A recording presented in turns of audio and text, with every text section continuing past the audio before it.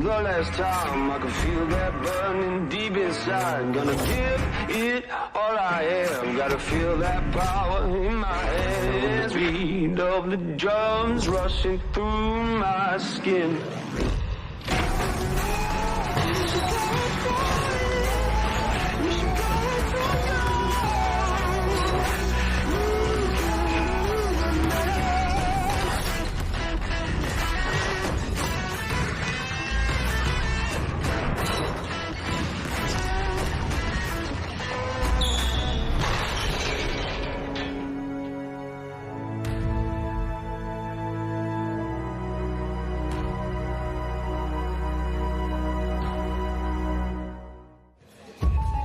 "12 days ago, the Riders beat the Giants to win the first silverware of the season. Tonight they face off again in the Championship, with Manchester out to avenge that cup final defeat and inflict Leicester's first loss in their title-defending campaign.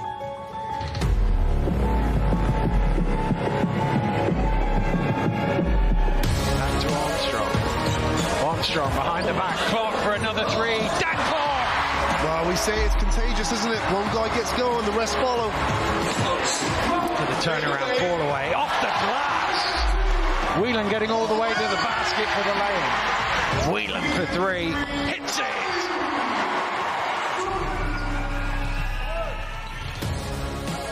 We're live from the Morningside Arena in Leicester as the Riders host the Giants. Top of the table clash with an unbeaten record and just a bit of family pride on the line. A very good evening to you, a sellout crowd here in Leicester to enjoy tonight's game. Delighted to say that Drew Lasker and Kieran Achara alongside me as ever. Good to see you both, sir. Drew, the Riders top of the table and unbeaten, Manchester in second. What will this do to the title race if the Giants can get a win tonight? Well, it opens the door up slightly, because if the Leicester Riders go 2-0 this weekend, they'll be popping champagne bottles at the end of March. The Giants are not going to find it particularly difficult, Kieran, to find motivation tonight, are they? Well, I know what it's like being in those finals and losing and bouncing back. Right now, what a perfect opportunity to go against the team who just knocked you, made you feel really bad. Can I get one up and get that momentum built into the rest of the season? Quirk of the schedule, bringing them together so soon after that cup final. And what a day it was in Birmingham. 10,000 in there. We've got a packed crowd tonight as well, Drew. British basketball's in pretty good shape right now, isn't it? I mean, this is where you want to be, either in one of these arenas or watching on Sky Sports, because British basketball is on the up and up. There is plenty of action around the BBL this evening. 3 other games going on tonight. Bristol, Newcastle and Sheffield all playing host. The Flyers and the Eagles both travel on Sunday, as do the Giants. The pick of the action, though, sees Leicester in London for the second time in 10 days. Can the Lions reverse the result of our game live on Sky Sports last Friday? They lost by 13. A reminder, of course, you can watch all the games for free on the BBL player. The Lions, well, if you look at the table, if they're going to mount a challenge on the league-leading and yet unbeaten Riders, surely they need a win in that matchup on Sunday. The Giants, as we said, in the top second in the table. They played 13 games, of course, an 8-5 record. The Sharks hot on their tail. Cheshire, they're in terrific form. They've won 4 of the last 5, now level on points with the Sharks. They've already played 15 games, though. Bristol and London close behind. Both have several games in hand. And as we talked about, a win tonight would be welcomed by all of the chasing pack. If the Lions win on Sunday too, as we're saying, it's game on, we think, in the title. How do you think, Kieran, that London will approach that rematch, given what we saw last week? I think, again, it's one of those things that look from the positive they had in those games. They were right in there, and then all of a sudden they just broke. We talked about them wanting to play hero ball. They had to get back to their team performance. They had a great game in Europe to end their campaign. They can play more like that, more aggressive defensively. They're right back in the mix. And we saw some of the chasing pack, and Cheshire in particular, in terrific form after a difficult start to the season. What have been the keys in their turnaround to the season? Well, Larry Austin Jr., I mean, he's come in and tag team with Teddy O and brought some dynamic to that team, and they're moving forward. They're timing it right, aren't they? Let's get into our game tonight in a little more detail. We'll start with a look back at the Riders' win over Manchester in the cup final. It is the BBL Cup final as Leicester and Manchester go head-to-head. Steele driving in and finishing at the rim. For the turnaround ball away, off the glass. He's looked extremely aggressive. So you wanna be a By Gino Crandall. Leicester with all the momentum right now. Jackson drives hard, scores and one. Armstrong behind the back, Clark for another three. Danforth, second three of the game. Nelson Henry saves it, gets it away, and strikes it. Crandall at the free throw line, and he knocks down another shot. He's heating up. McKenzie has room. Strings another triple. And Crandall steps underneath. Crandall wins that battle. Are you not entertained? The Leicester Riders are the 2022 BBL Cup champions. Impressive stuff from the Riders, though Manchester started that game, Drew, so strongly. What were they getting so right in the first quarter, and can they replicate that tonight? Yeah, well, they were making shots early, but I mentioned over the comms that it was fool's gold because you don't shoot well in those arenas, and Leicester did a great job of making an adjustment defensively on Armstrong and subdued him, and then Gino Crandall took over, and the rest is history. Gino did, didn't he? In the second quarter, in particular, is where he came to life, and he seemed to drive the entire team around, and from that moment on, the lights came on, and there was only going to be one winner. And it was a perfect storm. It was both offensively and defensively. You know, his eyes just lit up. You know, the basket was massive to him. He could not miss, but then he also was getting the deflections, really making Armstrong's job a nightmare, and it was just perfect for Leicester. And the Riders had contributions in that game from across the roster as usual. Do you think it's the deepest roster in the BBL right now? They are, to me, they are definitely the deepest roster, but not only that, it's because they understand their roles. Not all the players are the same, they bring different elements to their game, but Robin trusts in them to deliver their job, and they buy into that team defence, and that's what makes them the deepest roster. Clear philosophy, clear direction, and that is a key reason why Leicester are in such fine fettle this season. Now, the cup final was bound to leave one of the Whelan brothers licking their wounds. Spoils to Patrick of the Leicester Riders, commiserations to Jordan of the Giants. Having not played against each other since they were teenagers, they square off for the second time in 2 weeks tonight. So it made total sense that we sent Ant Rowe to meet up with the brothers to see just how deep their competitive edge runs.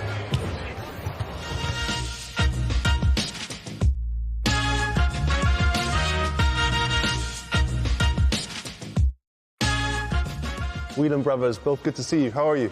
Yeah, doing good. Man, doing good, thanks. Yeah. We both got to see you on the centre stage, the BBL Cup final. First time you played each other professionally. Yeah. How was it? It was fun. Obviously, the parents were there and like a lot of friends, a lot of family.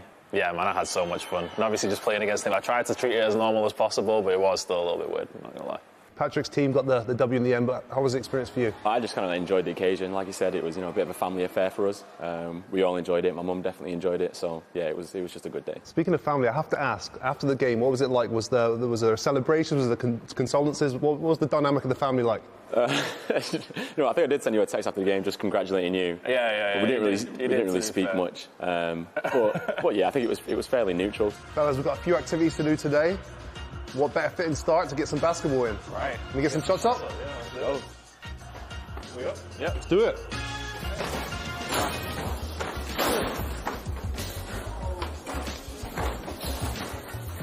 Oh yeah, I'm nice. Oh. This is Sir Alex time. Come on. Yeah? All that extra time, You know what, I'm not going to lie, I went with the one with more basketballs in. So I get, a few extra chances.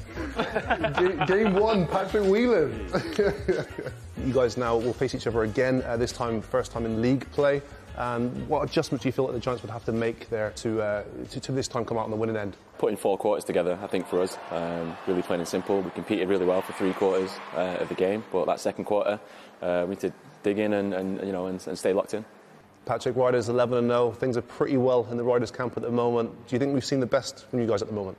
I don't think so. The last game we played against London, I think we only made 5 3-point shots, which, isn't very characteristic of us. And even against, Giants, we didn't shoot the ball so well. So no, I think we have another level. But I think as long as we keep playing well defensively, we'll be good. Next up, fellas, shuffleboard.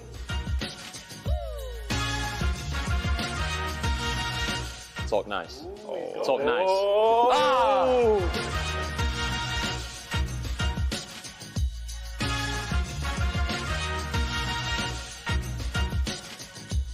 No! Nice. Jordan's is the closest to the 4, so he gets the win. 1 game apiece. Let's go. VAR. For the youngsters looking out, their brothers and all the young basketball players, you guys have each had your own different paths. You, Jordan, you played in the States and then moved to Germany. Can you just touch on your experience there out in Europe? Yeah, definitely. It was just really good experience for me to learn how to be a pro.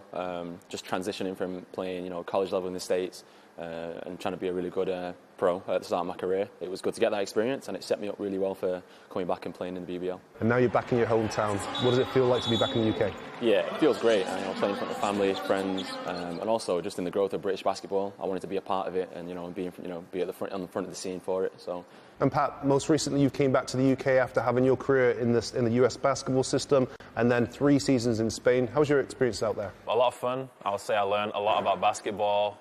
Definitely more about myself and more about my game than the team game too. So a lot of fun. A lot of fun. 3rd and final game, all to play for, the bowling alley. Let's go. Let's get it. Oh, that's good. Ah, it looks good. It looks good. Oh! No pressure. No pressure. No pressure. Watch this. We're going to bowl a strike. Oh, we're good. Oh! We're good.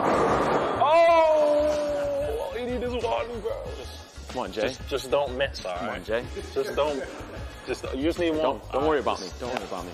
Don't let him get in your head. Oh, we're good. Oh, he's got We're it. good. We're good. What's life like for you off court? Yeah, busy. I'm working full time. We're both studying. We're practicing in the evening. So yeah, the days are packed full of things to do. But we're just managing it as well as we can and just enjoying the process. Pretty heavy schedule for you as well, Pat?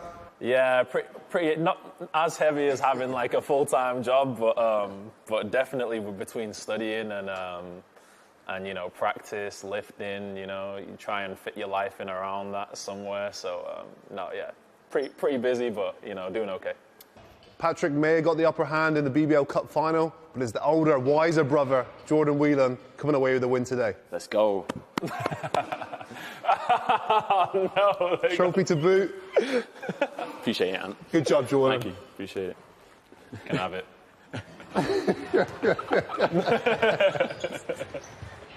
He will treasure that forever, I'm sure. How serious, incidentally, Kieran, was Atro taking that shooting? He was way too serious, but you can see he's been in the weight room as well. Like, his form, he was like a robot. But, I dropped my chocolate bar watching that and thinking, okay, I need to get back and show me his gym plan, for sure. But all these brother competitions, I don't have a brother. When are you going to let me and Kieran in on a fine? Oh, I like this. Well, I'd have no chance with the shooting. Shuffleboard, on the other hand, I'm lethal. I'll get Drew with the shooting. I'll take on Drew with the shooting. I'll give you that. Speaking of lethal, Patrick Whelan has been exactly that this season for the Leicester Riders, shooting over 47% from downtown.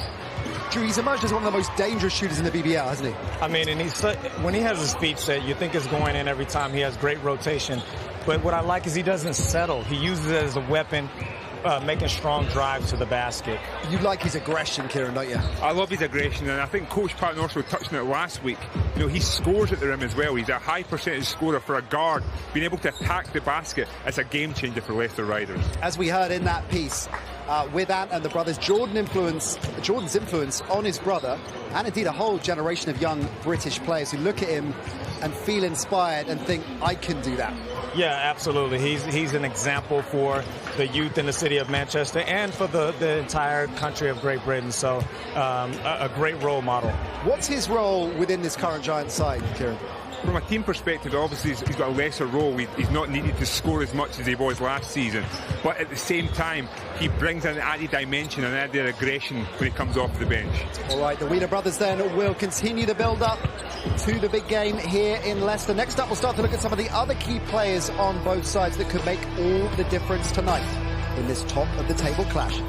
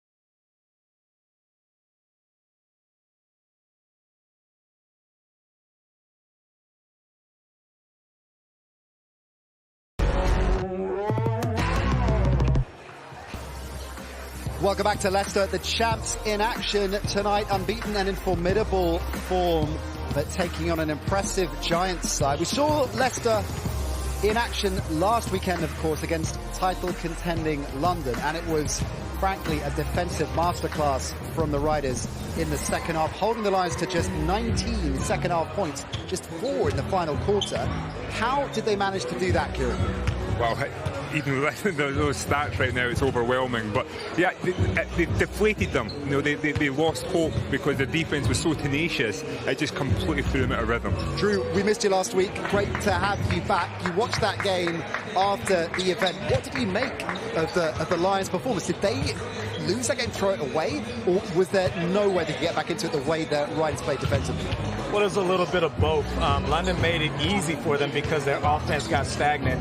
And then in the second half, the Riders tightened up their defense. And then they controlled the tempo on the offensive end by getting to the line, getting in the paint, which totally ruined the Lions' momentum.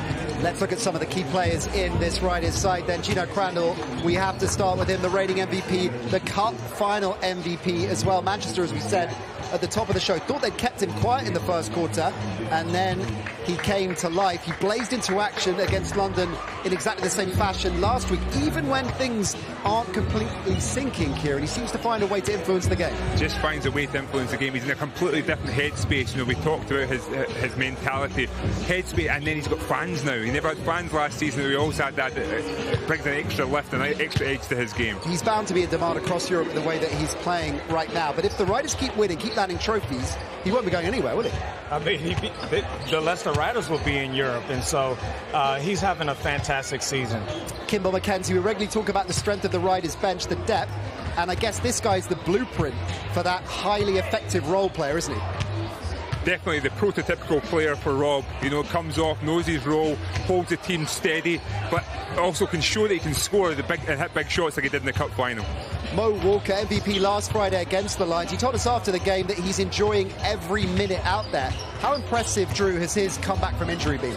Well, he's an epitome of this Riders culture. He starts all year, the biggest game of the season. He comes off the bench. How does he respond? He has his best game of the season against London with a big double-double, with a smile on his face. Smile on his face. You described him, Kieran, as a nuisance after his performance against London last week. He just found a way. Like he was just around the basket, you know, again, imposing on both ends of the floor. Great addition for Leicester Riders. Let's look at Manchester then. Do we feel the Cup final was their best shot at silverware this season, Drew? Yeah, I think so. We know that the league is maybe out of reach unless they get a win tonight. But you never know what can happen in the playoffs, so it's still a lot of basketball to be played. Well, if they win tonight, of course, as we said earlier on, it won't be exactly game on for their title aspirations, but they'll be that little bit closer to the Riders. If they're going to do it, then Tyreek Armstrong is going to be front and centre. He led the scoring against the Riders in the Cup final. In many respects, he has been their standout player, Drew, since he's arrived. Yeah, he has. He has to realize that he has the keys to this car, and he is only going to take Manchester as far as they're going to go, and he has to realize that and come out and be more aggressive tonight.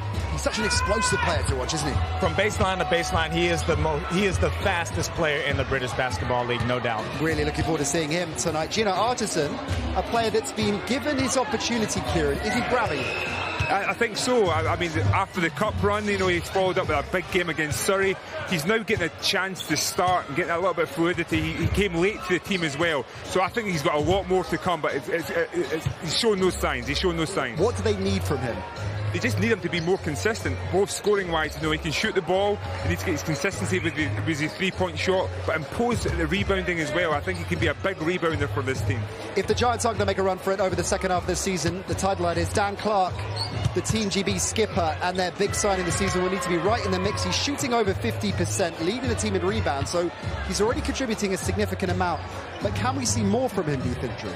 Well, he has to. You look at those numbers and you say, wow, but I feel like he has to do more if Manchester is going to be a contender. But it's difficult because the BBL is a guards league. Kieran, you're four. You could probably relate more to that. Yeah, I mean, I see so many similarities. It's like you do so much. You're hitting big shots, but at the end of the day, it's a guard league. They take over. They're the floor generals of this team. And they have to have that combination between Dan, Clark and Armstrong for him to be successful. Josh Steele, we're seeing, has started every game for Manchester. Why is he viewed, Kieran, as such a reliable player by Coach Gardner? I think he's reliable because he's another player who knows his role.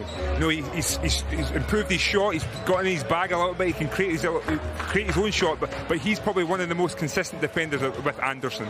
Okay, well, Coach Gardner, one of the most highly regarded coaches in the BBL. Drew, what have you made of his performance as Manchester coach this season? Obviously taking to the Cup final, an incredibly impressive feat, and there's a real sense that this is a franchise that has turned the corner.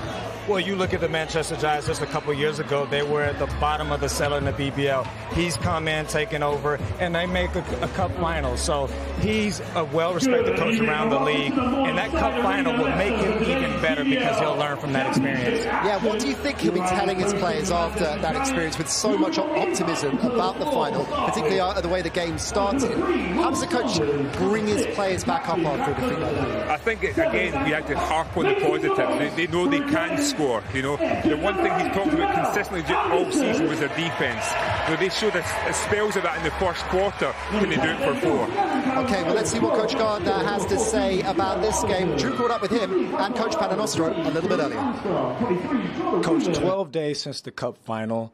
What's your thoughts on these guys as you face off for the first time in league play?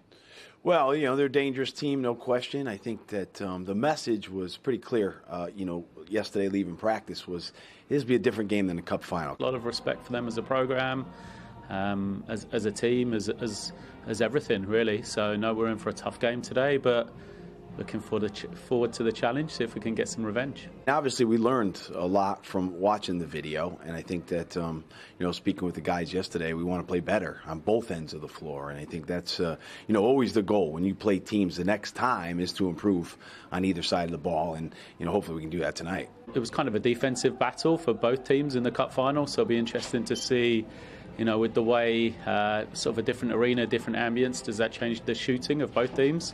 So we may have to make some adjustments defensively there. But then, I felt for us as well, offensively is probably the biggest thing that we've got to kind of try and make better from the Cup final. We got to make sure that we slow down, their backcourt, with Armstrong. He can really get to the basket. He's really difficult. And when he gets to the basket, not only does he score, but he opens it up for other people. So he is a tough matchup that we have to do a good job with. People talk about our depth, but they have a team that's full of depth. And that's probably the hardest thing for us to match up with.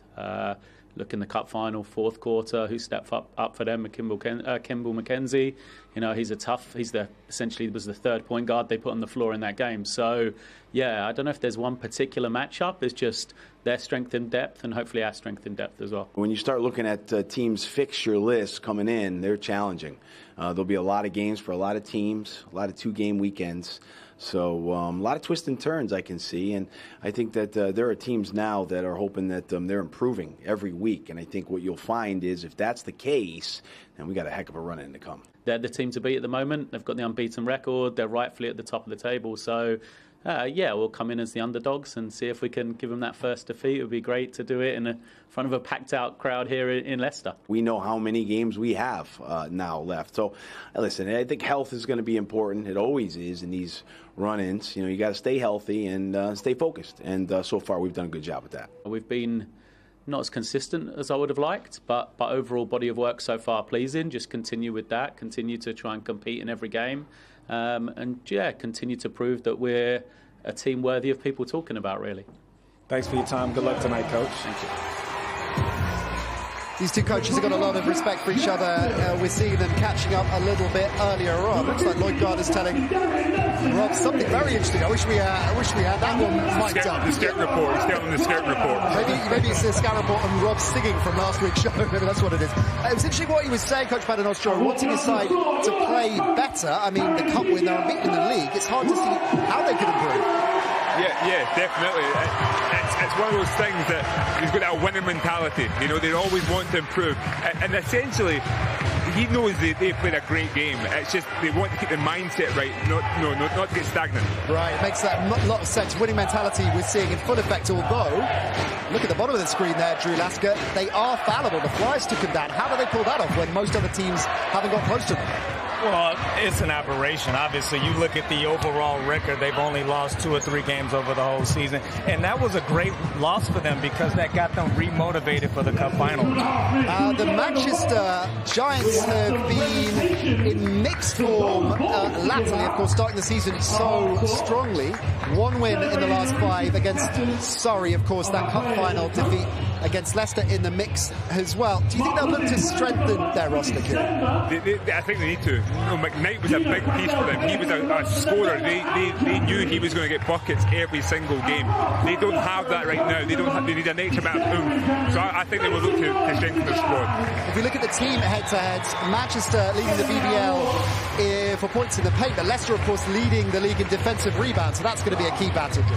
Yeah, they're going to have to control the boards because Manchester likes to shoot it from the 3 as well. Keep them 1 and done. We saw this susceptible to that. London Lions got a couple offensive rebounds in the first half, but they cleaned it up in the second half. Looking at the individual team leaders, of course, the key protagonists for either side are going to be front and centre. But your key to the game, Drew, is the bench and bench scoring.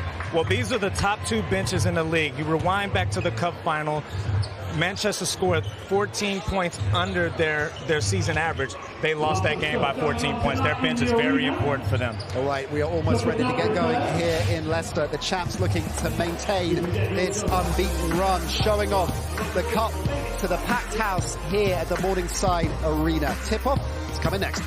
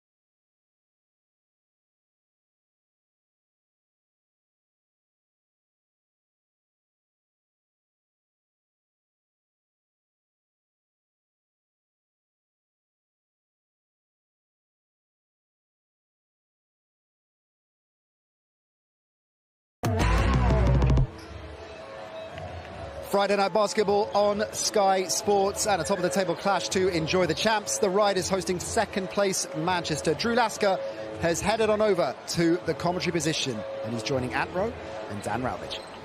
Thank you very much, Nat. Yes, no better place to be on a Friday night than at the basketball Let's have a look at the starting fives for today's game, starting with the Leicester Riders' usual starting five. It's been now with Nelson Henry back in the lineup for the Riders. The matchup on Nelson Henry guarding Dan Clark on the other side of the floor, but of course you've still got that formidable backcourt there, Gino Crandall and Whelan shooting the ball so well.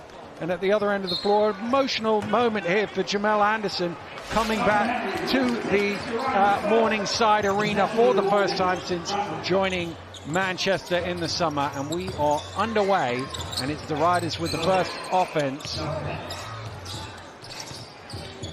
Whelan gets it down to Nelson Henry. Nice spin along the baseline, blocked by Clark. Time running out on the offense. It needs to go up here. Jackson heaves it off the iron, and Clark with the rebound. Encouraging Fart's defensive start there from the Manchester Giants. They're challenging every shot.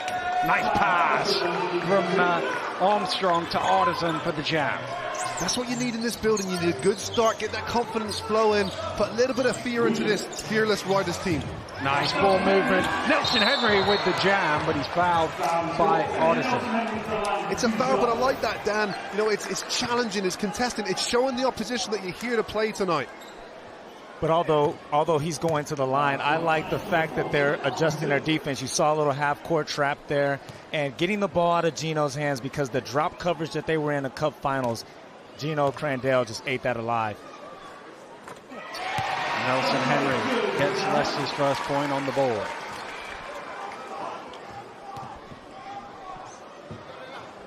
Well, they like to go to him early, as we saw, and it's a good 6'10 against a 6'10", 6'11 in Dan Clark. So a really interesting matchup between those two big bodies down low.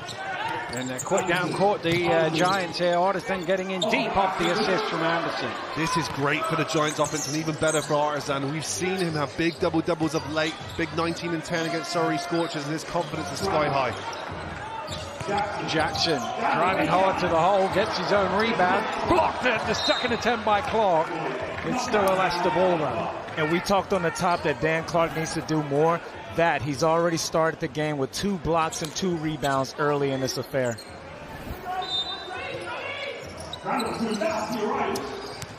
Loving has the inside position and scores.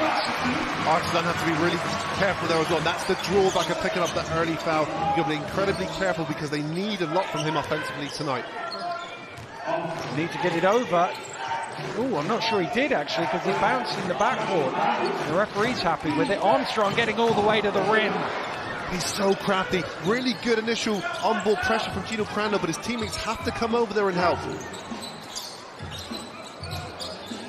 Nelson Henry going to work. Nice footwork. Good aggressive move from Nelson Henry, and that's a good sign for him as well. He gets blocked his first play, doesn't drop his head, stays aggressive and gets his points. And this is a guy that missed 61 days as he's been inserted back into the starting lineup. He's just fit back in seamlessly. Artisan shot over the top of the ring.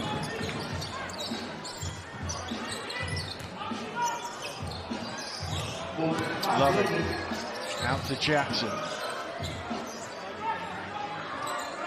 Crandall now. Getting late in the shot clock. He's got Clark on him. He hasn't got much time. It's round to Whelan for 3. And it's a good closeout by Armstrong. I think Gino made a bad decision there. I think he had the mismatch. Shot clock was winding down. He has to make a play. Armstrong certainly didn't make a bad decision, but a good recovery from Jackson.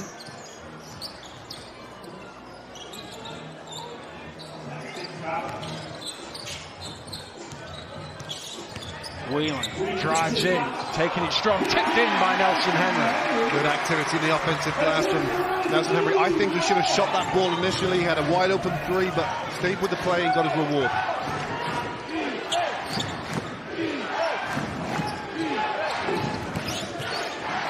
Steele to Clark at the elbow. Back iron.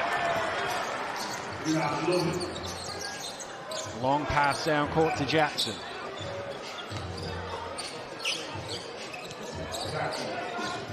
Poked loose by Armstrong. Leicester still have it. Loving for 3. Off the iron.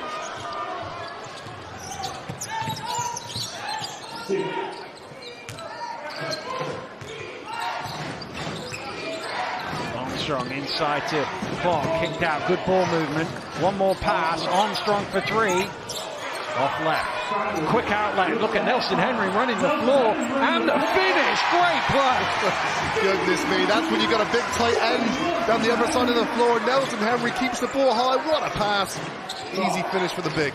But it all started with those first 3 steps, which Nelson Henry is the best in the league in getting out in transition. Nice shot from Dan Clark.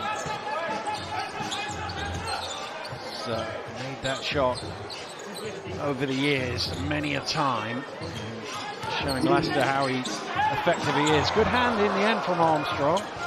And there's a quick outlet to Anderson, and they've seen that here many a time.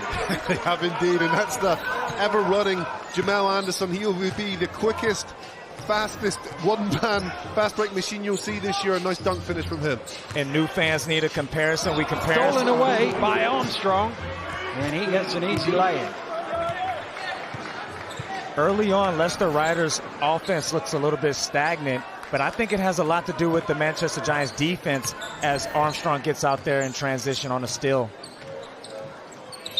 Armstrong with the reach in there gets called for the foul.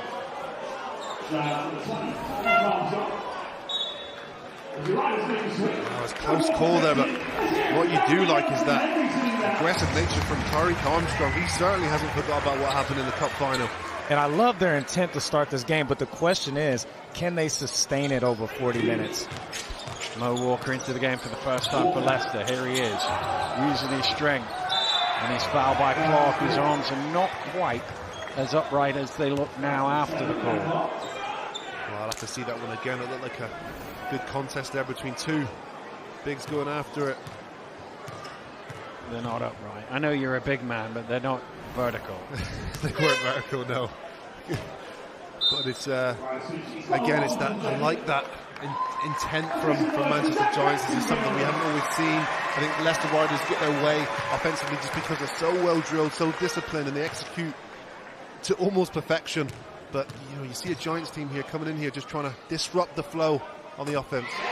Connor Washington into the game. Doubtless he will take over the Armstrong duties at the defensive end, as he did so effectively in that second quarter turnaround in the cup final. Once again, Leicester 1 of 2 from the free throw line.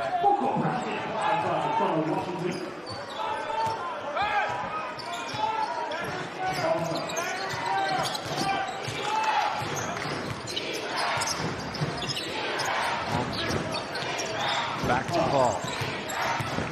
Clark has a slight size mismatch, but Washington does well. Here's Whelan out in front.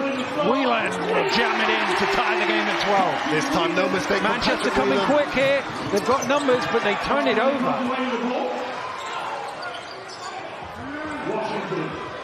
Whelan in the corner for 3. Rings out. Giants dodged the bullet there. Patrick Whelan, how many times have we seen him hit that shot? 47% of the time. Armstrong looking to attack, getting all the way underneath. It's a little too strong for Steele. Leicester trying to push with Whelan.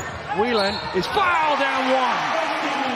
That is a great push from the Riders, and Dan Clark will second personal foul on him, and the opportunity for Patrick Whelan to put another point on the board. But I put that foul on Tariq Armstrong. I talked about that on the top of the show. He has the keys to the car. He has to be more aggressive.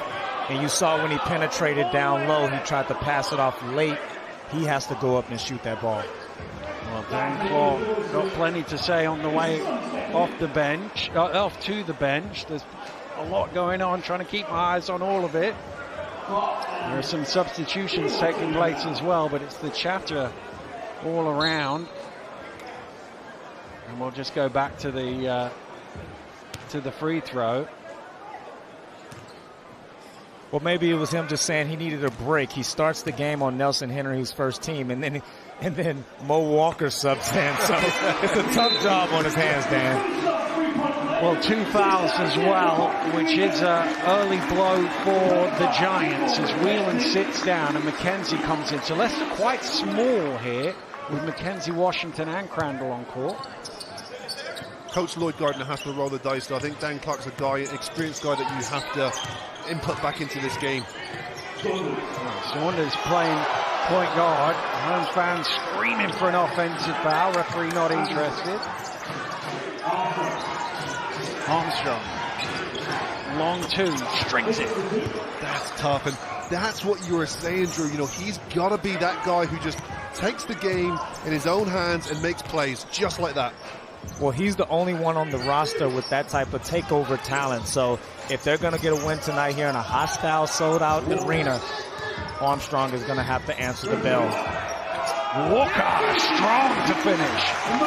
Lewis has got a job on his hands there of controlling Walker down low. We've seen what he did to London Lions, dismantled them down low, and he started off this game with that same positive mentality. Lewis is going to take the three, and he's going to knock it down. Wow, confidence there from Lewis, nothing but net. Great looking shot. McKenzie using his speed. I think that's going to be Lewis that's called for the foul. He's on the floor. It is number 15 that's shown to the table. Manchester have committed 5 fouls in this quarter, so Leicester are going to line. It's 5-0 on the foul count. But basketball is all about angles. You see Lewis there. We always say there's 2 extra defenders on the court, the sideline and the baseline. If Lewis puts a foot on the sideline, then McKenzie doesn't have anywhere to go. He was too late of getting over, wasn't he? That's why he had, in his mind he wanted to do it, but he was too late, and that's where he commits the foul. But you're right, if he's there a little bit earlier, you use that baseline or sideline to guide that guy out of bounds. Leicester, once again, 1 of 2 from the free throw line. Anderson trying to use his speed and doing so to effect as Loving commits Leicester's first foul of the game. Well, I was making a point earlier, in particular with Jamel Anderson for new basketball fans.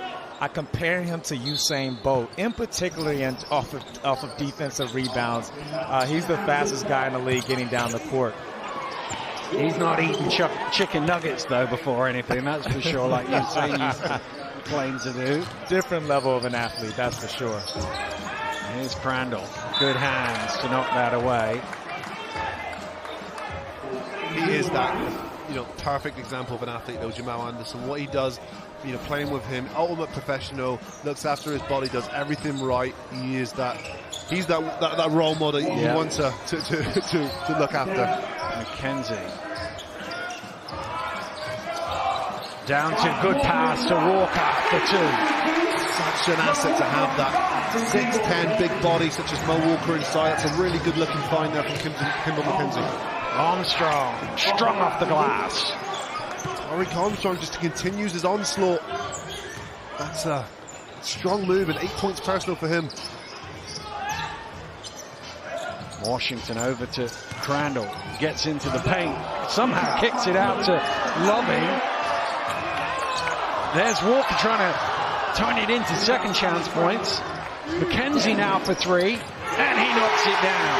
Well, that'll be a nightmare if you're a Giants fan. You know what Kimball McKenzie done in the BBL Cup final, and getting threes in the corner. Not a good sign for that Giants defense. But credit to Mo Walker, hustling on the offensive glass, keeping that ball alive, giving Leicester Riders a second look at it. Lewis is going to take another 3, and he's going to knock it down again. Same result, and Mo Walker has to adapt his defense there. You've got to make him drive, push him off the line, because right now Francois Lewis looks like Kevin Durant out there. McKenzie to Walker. Back out and inside now to Mo Walker to the hook. Good challenge from Lewis.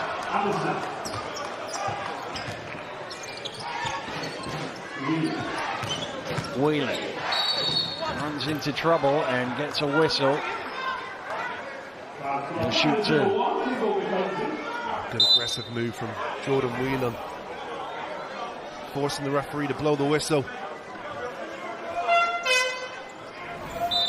Coach Paternoster getting a warning, I think, there in all of that, as Adekoya comes in for the first time, and Jackson also returns. Manchester making some changes with Otterson and Steele. And here's where the Whelan brothers are different, in particular driving to the basket. Patrick is a strong head down, getting all the way to the cup. Whereas Jordan, he's more crafty. He uses Euro steps. He changes his pace. And so as you see him go to the line for 2. He's always had that too, Jordan Whelan. For as long as he's been in the BBL, he's always had that fearless mentality when attacking the rim. Yes. Makes them both from the line. Puts Manchester back in front.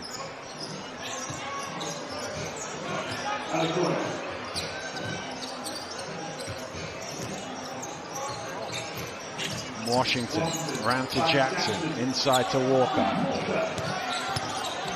Using his strength and his pump fakes. Can't score though.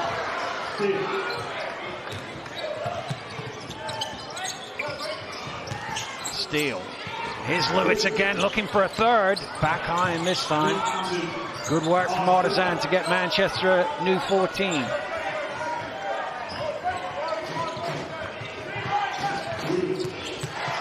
Whelan, blocked by Walker.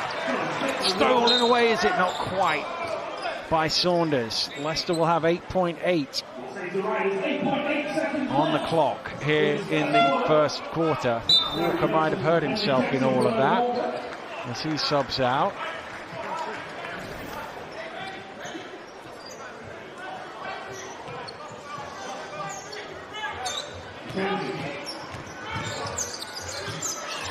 McKenzie keeps it alive, but did he travel with it? Yes, he did. Just got a little deflection, and he had to try and regain the ball. You see Lewis got a little hand on that, and then shuffle of the feet.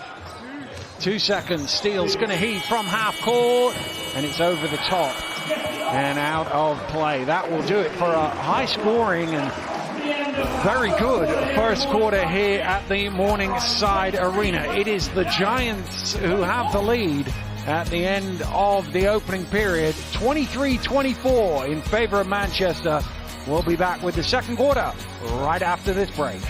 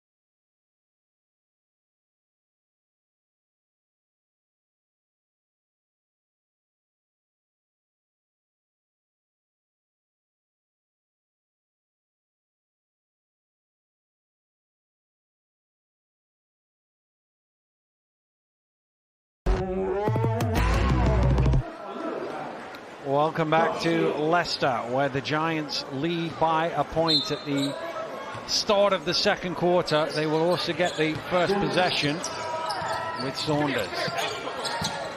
Down to Lewis, trying to use his size on the turnaround. Washington with the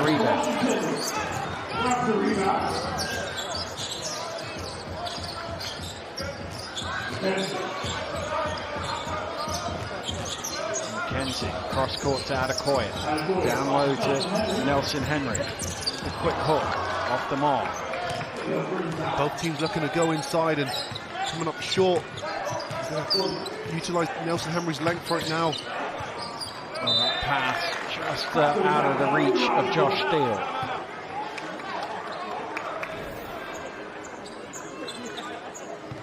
I thought there was a deflection initially, but just a miss pass there. But a great job by getting those hands up, taking away that passing windows. That's why you got to use all limbs in this game. McKenzie. Back to Adekoya. 19-foot jump shot is good. He's so composed. He very rarely makes the wrong decision. He was looking to swing the basketball, it wasn't there, so casually calm pull-up jump shot.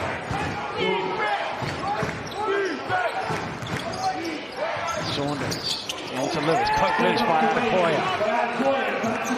McKenzie is bumped by Hudson, and the foul is called.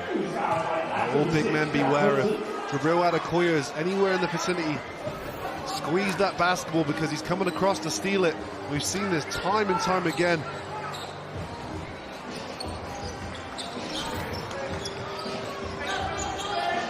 McKenzie. Jackson driving in, and the reach from Will Saunders, who was hoping the referee was going to give him possession of the ball, but when he turned around he saw the fist in the air for a foul call. Will Saunders for me is that interesting piece. He averages 10.2 points a game in 17 minutes. That's really, really productive to a point where you want to squeeze more of that efficiency out of him. You know, he's a guy that, you know, you often see either get fouled out or thrown out of the game, and you know, you want to see him play extended minutes, because I think he's a player that's capable of getting that 14, 15, 16 points a game if given more minutes. Well, when I talked about the bench, I was including him. You know, they scored 13 points in the final, and I believe he scored 0. So if they're going to have a chance to compete, win, and particularly tonight, Will Saunders has to have a big impact on this game. Hudson looking for options, getting it to Steele. Steele drives hard, leaves it a little short. McKenzie. Jackson drives into Hudson, and that will be an offensive foul on the Leicester number 21. Smart play there from Hudson, stepping across there, putting his body on the line, and because we see Zach Jackson's so good in that transition set, and he likes to zig and zag in and out of defenders, but Jack Hudson on that occasion beat him to the spot. And that's one thing that Hudson brings to this team, that on the other side of the ball, what he lacks, he brings that on the defensive side, making those hard fouls, making those tough plays, drawing charges.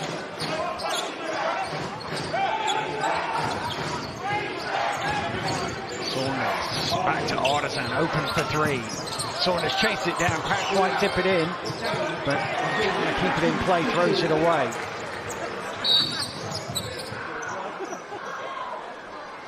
Oh, McKenzie must have been out of bounds. It's right in front of us, so we couldn't see his feet. But it's a Manchester ball. He looked as surprised as we did. Oh, there he is, yeah. And he then takes off from there and touches the ball. And until your feet are in play, you're out of play. It's where you take off from, not where you land. This is the period for me with Giants as well. Is there going to be enough offensive production with Tariq Armstrong on the bench and Jamal Anderson not running the floor and Dan Clark on the bench? Because this is where you cannot afford to go on droughts against this Leicester Riders team. Well, I'm right on the same page with you. Gino Crandell has just checked back in. I'm bringing Tariq Armstrong back in this game quick and fast. His steal for three. That's going to be a push on Crandall, I think, as Saunders ended up on the floor. It is. 0 that's shown to the table. Will Saunders has done an excellent job on the offensive glass. He's got 2 offensive rebounds already, but his energy has been fantastic, and you can see he's running to the ball, and the only way to stop him was to foul him. Super Bowl weekend, that was a block. Where's the snacks, Dan? Super Bowl snacks. Go Bengals. Ooh, that's thrown a little far back for Lewis. He's able to chase it down. Almost broke his own ankles there. Here's Armstrong late in the shot clock. Driving in. creating some space, poked loose, but Leicester still have it. Crandall all the way, and Lewis jumping over commits the foul. So tough, and that's where Gino Crandall's length and athleticism comes into place, because he can just take off there. Clear foul, good move.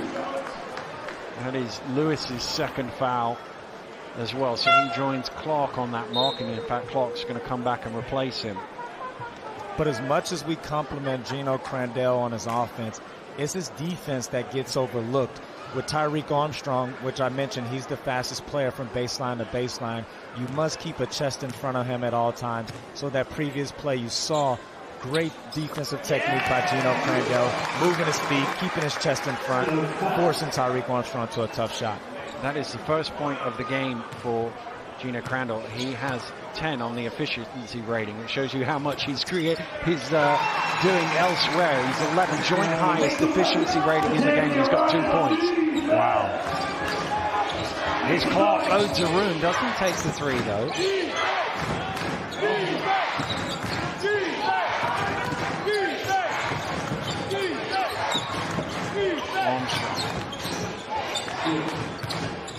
Steal. Not loose by Crandall. He's out in front. Armstrong chasing him back, but he will lay in for two, and Coach Gardner wants to talk things over here because his team have fallen 7 points behind. He calls timeout. And that's where it comes in. These droughts come in, and the Leicester Riders just feed off this. They haven't scored yet this quarter, still stuck on zero.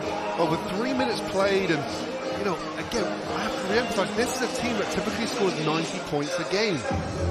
Well, the second quarter is looking eerily similar to 12 days ago. Manchester gets off to a quick start, and then the well dries up. Well, Leicester won that second quarter in the cup final, 30 points to 8. They are 8-0 up here in the second quarter of this league meeting, and that is why Roy Gardner is wanting to change things up a little bit. And it's at the offensive end that he will have the concern at this moment in time. Yeah, I mean, we mentioned it in the cup final. Games like this, these are games where I feel like Tyreek Armstrong needs to play 36 to 40 minutes, because they started off, they had momentum, but when did it dry up? When he went to the bench, and then they lose their momentum, and now you see they're in a rut here. This is a must-win for them. This is just as big as a BBL Cup final if you look at league play. So you're right. You know, you can't save people for tomorrow, because there might not be a tomorrow. If your aspirations are to be a top league team. Leicester looking like they're going to show some full court pressure here as Manchester have the ball from the end.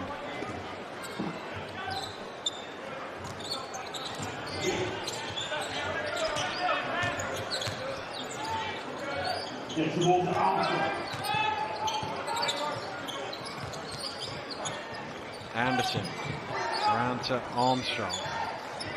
6 on the shot clock. Anderson has it ripped away again by Adekoya. Adekoya driving in. Oh, he never quite had control of the ball, did he? And who did that come off last? It is going to be a Leicester ball. Not sure about that one. Let's have another look. Oh, maybe it was the back of Anderson's leg. I'm not sure.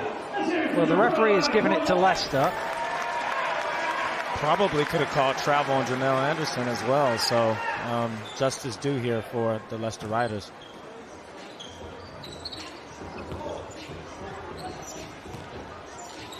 Well, whatever.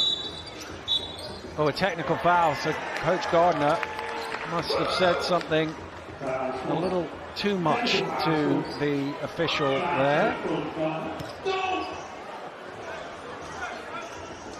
Well, and this is where teams across the whole BBL as well, you cannot beat the Leicester Riders playing 3 quarters or 2 quarters. London Lions is exactly the same. They play a really good high-tempo first half, and then they pretty much almost had a failed score in the fourth. You know, this is a Leicester Riders team that are just too good and too disciplined this year. Unless you come ready to play 4 quarters. Let's have another look at the call to see if we can see from this angle. It does look like it's Anderson's leg. So. Yeah, you can tell by the reaction. Yeah. Jamel Anderson's too honest. He didn't react, and the referee. Good hands. There's Anderson with the steal. Oh, he went to dunk it over Crandall and threw it off the rim. Wow. That's above the rim play right there. Two athletes, high octane. But for your point guard to go up there and contest it. And Leicester get a score, and it could have been 2 points at one end, it's 2 at the other. It's 10-0 in this quarter. 4.5 minutes have elapsed, and no score for the Giants. London went 8.5 against Leicester the other last week without scoring in the fourth. Here's Clark. Off the mark. Great contest. Great outlet as well, and an easy lay-in for Patrick Whelan, and he's going to have to call another timeout here, Lloyd Gardner. It's 12-0 in this period. Fully deserved by Patrick Whelan. What a recovery and reaction to contest that Dan Clark three, and beautiful pass from the outlet from Gino Crandall, which gives himself another assist of a 6. Well, Gino Crandall's stat line here in the ball game is 4 points, 5 rebounds, 6 assists, 3 steals for an efficiency rating of 17. Oh my goodness. He's only played 12 minutes. But this is how he's different from any other player in the league at the moment. He doesn't have to score points to have an impact. You see him there contesting Jamel Anderson on a block. He's getting rebounds. He's dishing out assists. He's doing it all. But he has that switch. When he needs to score, he can drop it on the dime. The interesting thing is, I think because of the way he went to challenge, then Jamel decides, I'm going to have to dunk over him and change the way. And because of that, misses the shot. So it's not a block, but he changed the way Jamel went at him. But what that does, though, it sends a message to your team, to the other guys, the other 11 guys on that team. We're tough, we play strong, and we don't give up anything.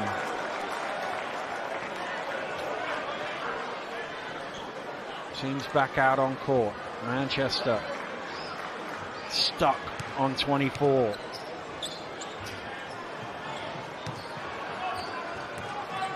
Leicester by 11.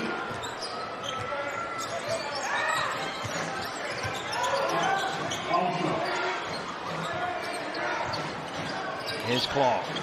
5 minutes have elapsed in this quarter. Still 0 for the Giants. Whelan trying to get 3. No. Nobody anywhere near the offensive glass either. Clark seems to be holding his elbow there. Crandall drives in. Oh, what a finish. Incredible. Penetrates right in the heart of the defense and finishes. 14-0 in this quarter. Clark. Fouls on the floor. Dan Clark's convinced he was shooting there. I must confess, I thought he picked the ball up. Once you pick the ball up, you're in your shooting motion, but referee thought the foul was before the dribble. Foul is on Jackson.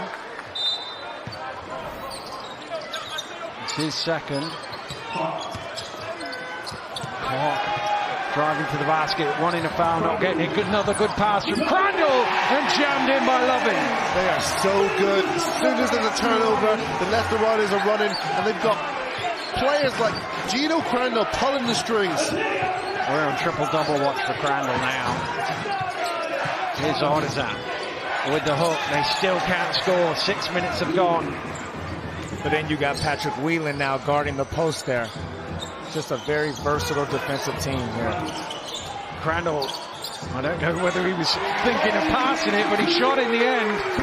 It's 18-0 here in the second quarter.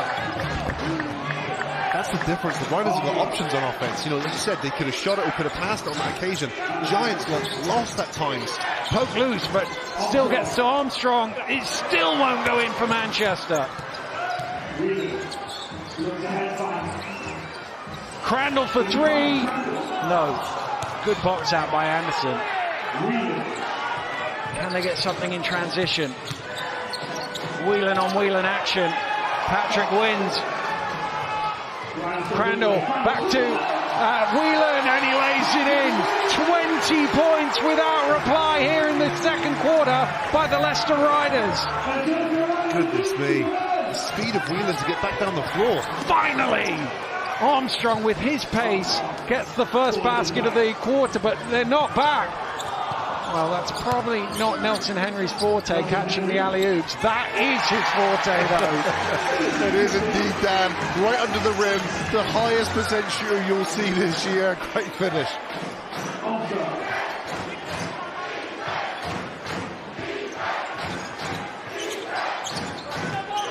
Armstrong. Clark. Trying to go to work. That's good footwork, but too strong. Tipped down, but only to Jordan Whelan, and Artisan will jam it in. Rob Paternoster has seen 2 baskets go in for the Manchester Giants and has to call timeout. Well, those 2 baskets now are a run in this quarter, because baskets have been incredibly hard to come by. If you are a Manchester Giants, just 4 points, and those 2 in a row has put enough worry in Paternoster to call a timeout.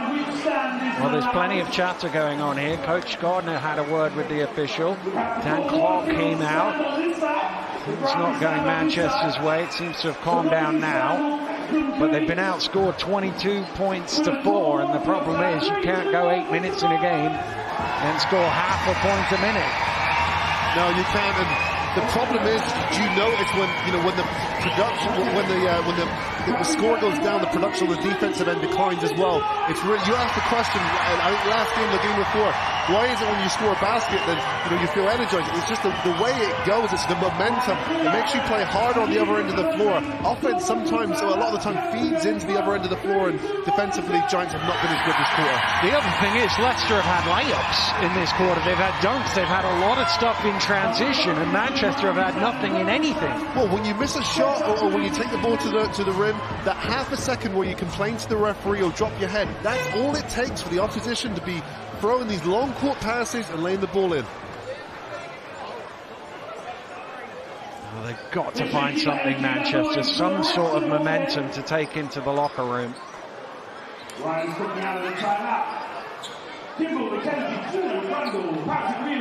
don't think Leicester realised it was their ball from the end line. They haven't had to do that very often in this quarter. Whelan will bring it forward.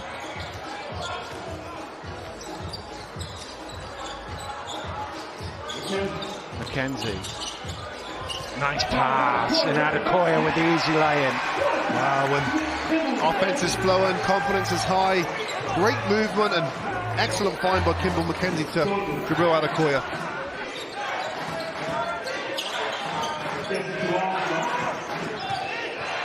Armstrong.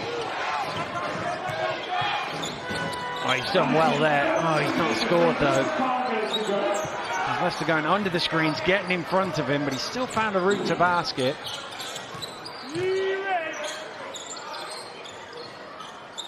Adekoya to Crandall. Will take the 3, short, a long way short.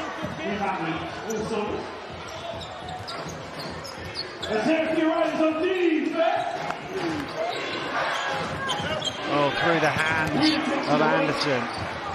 Adekoya. Oh, nice pass again, and Loving will jam it in this time. No look pass from Adekoya to the cut-in, athletic Mark Loving for the dunk finish. Well, that's a guy who plays 4. He's played some 5 this year, but he's so comfortable bringing the ball forward like that. Good hands from Adekoya. He's really good at that as well. He's excellent at that. And Loving can't convert.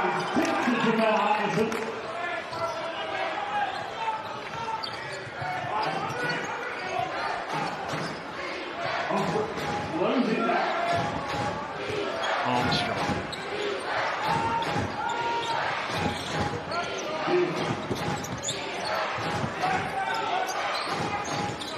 Here's Armstrong late in the shot clock. Needs to go up here. Didn't get it off in time. And this quarter cannot end quick enough for the Manchester Giants. There's only 8 seconds left. We thought last week was bad at 30-8. It's 26-4, so they could lose this quarter by more if Leicester can get one last score. Here's Crandall trying to do exactly that. Oh, he's lost it behind his back.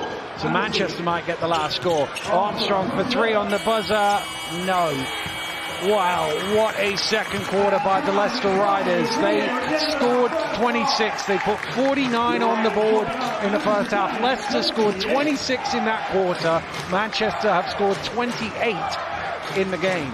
And that's the plan. That Leicester Riders are so good at just staying with the plan, the same intensity, the same consistency on both ends of the floor. You see a massive drop off there in the Giants offense, and consequently that affected their defensive play also.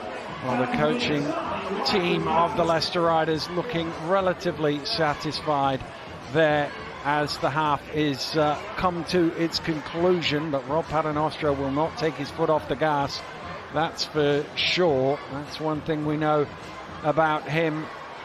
And Pablo there walking through, and Will Maynard as well, the assistant coach, as the stats there. Well, Leicester not shooting very well from three, but look at the difference in 2-point shooting percentage. It's huge, and again, the fast, playing defense, fast break points, 17 for them, and turnovers have been a plague in the Giants. 11 turnovers at halftime. Let's get some reaction from the Riders captain, who is with Drew. Darian, let's talk about that second quarter, which looked eerily similar to the Cup final 12 days ago. How were you able to hold the Giants to 4 points? Yeah, it's one of those situations where a lot of the intensity comes down in those first couple of minutes, but it settles down in that second quarter, and that's when we really start to take strides. And we're at home, we're in front of a packed house, and you kind of ease your way into that with the crowd behind you.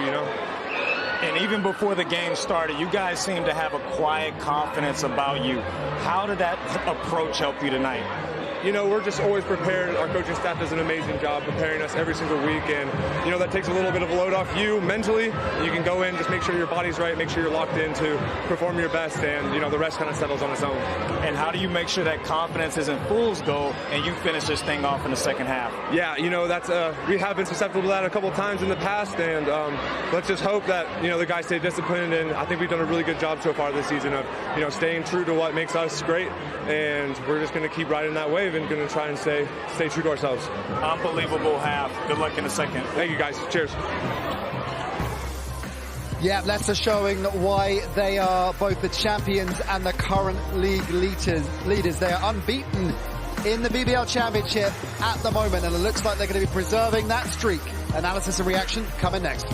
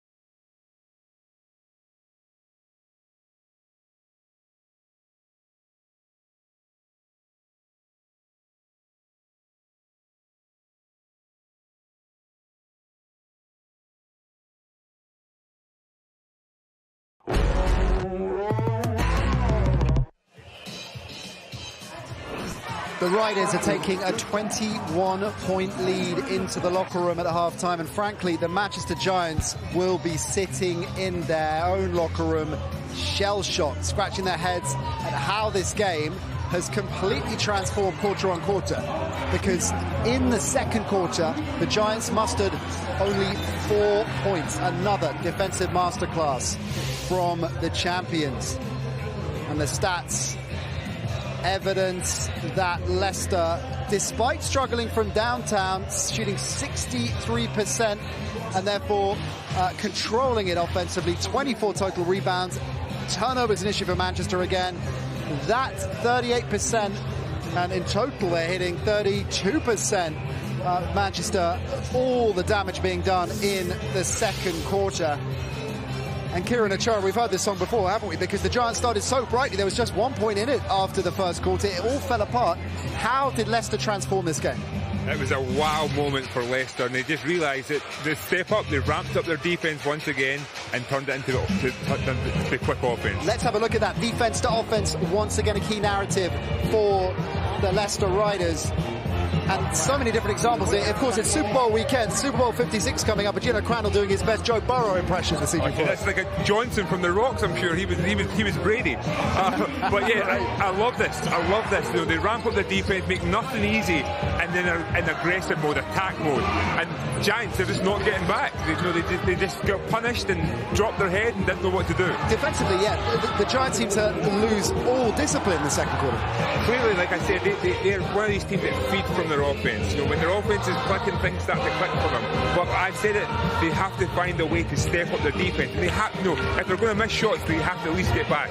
Mo Walker was a player, of course, that we talked about at the top. We talk about him week in, week out. He had a big early start, but we saw him latterly, the majority of the second quarter, on the sidelines, icing his wrist. So we might not see him back in the game, but as we talked about, the strength in depth with this Leicester side means that Darian Nelson-Henry can step up, and they're almost interchangeable. Yeah, and then you've got Adekoya as well, came in and made some great steals, you know, completely changed the game defensively, but it just shows you, you know, Mo Walker was on, you know, having a great night. You think, okay, in contention for MVP, he goes down and they step up. They still were able to take it to another level. The bench strength that Drew Lasker was talking about at the top of the show. In terms of the Giants, Tyreek Armstrong, as we expected, the key player for the Giants, once again, as he was in the Cup final against the Riders, 10 points, 3 assists. So he's fighting and battling hard, but he's going to need to step it up. I'm not sure, too, if they're going to get back into this. They really need to step up. You know, he had a great first quarter, and again, we saw that in the Cup. You know, he stepped up, ramped up, got these other players going, but then, like I said, Leicester just find a way to completely punish you, and they deflate you. And when you get deflated, you drop your head, and boom, you're down 20 points. What a tough quarter for the Manchester Giants. Can they turn it around? We'll find out soon enough. The second half about to tip off. Before all of that, though, it's Kieran Achara's favourite moment of the week. It's the plays of the week.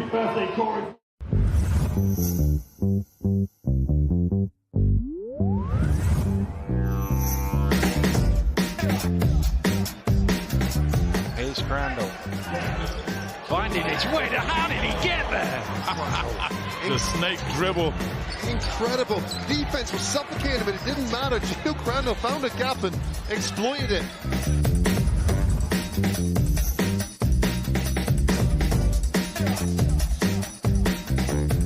Lamar Hamrick in the starting lineup. Oh, lovely alley-oop!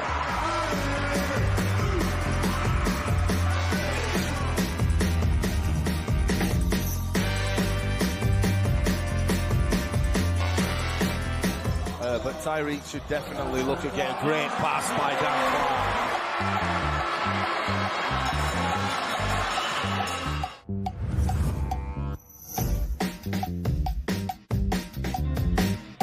Rejected by Devontae.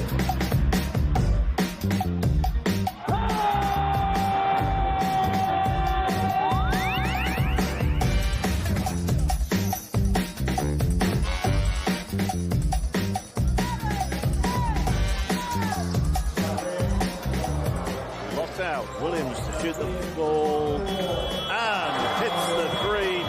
Buzzer beater.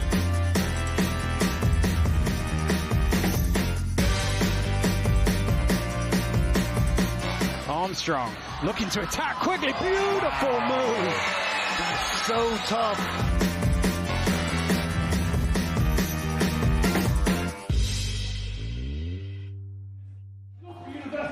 Now, I know I don't have any skin in the game when it comes to picking your disgusting player of the week, but Tyreek Armstrong's spin move there, plus the fact we've got to get him going for the second half. Come on, you know it makes sense. That's the one for me. You know, we've got a lot of players on display. I hope to see a lot of big plays in the second half. But that Tyreek Armstrong play, it was disgusting. Yes, it was. How can the Giants get back into this one? Well, again, you know, they have to score now, but they have to get stops. But, you know, they can't get disheartened. They can't play hero ball, get the ball moving a little bit, but start locking it in defence. They started the game so strong, trapping Gino, trying to get different looks. They have to get a defensive focus. The Manchester Giants, if they are viable title contenders, well, we will find out if they are in this second half, because they have a big task ahead of them against the Chaps. They've got the star power to get back into this game, but it's a 21-point deficit, and Leicester are looking on fire. Second half coming next.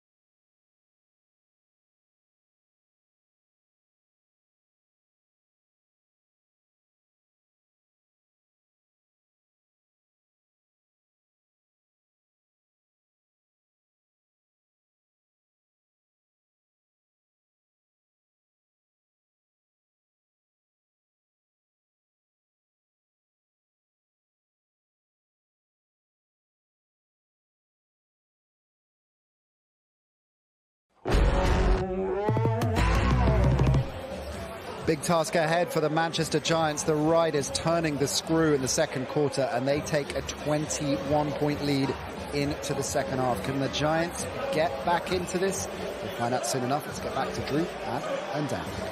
Thank you very much, Nat. I've got a stat for you boys. I've just looked up at halftime. Since Rob Paternostro came into the league, there have been 19 quarters where a team have been held to 4 points or fewer, and he was coaching 6 of them.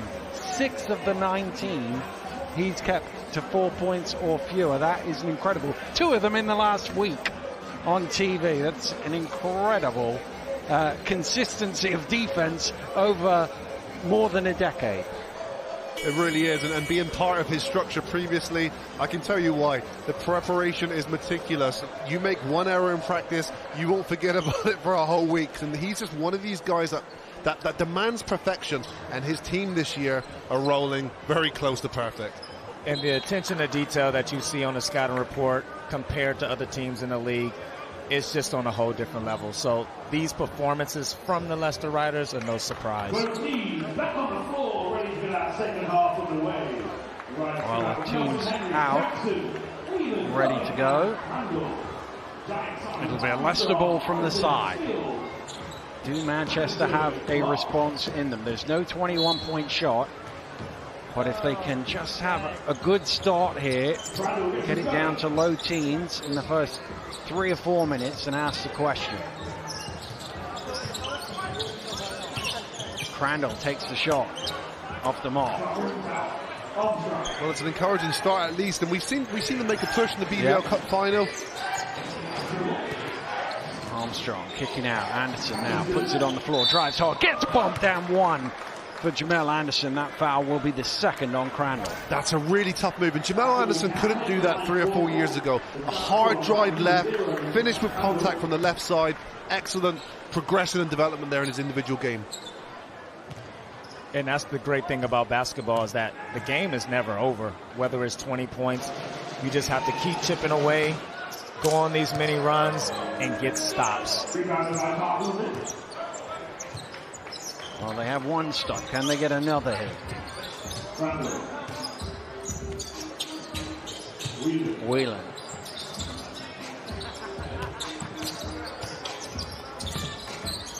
Back out to Nelson Henry, who's going to take the three. Doesn't shoot that many.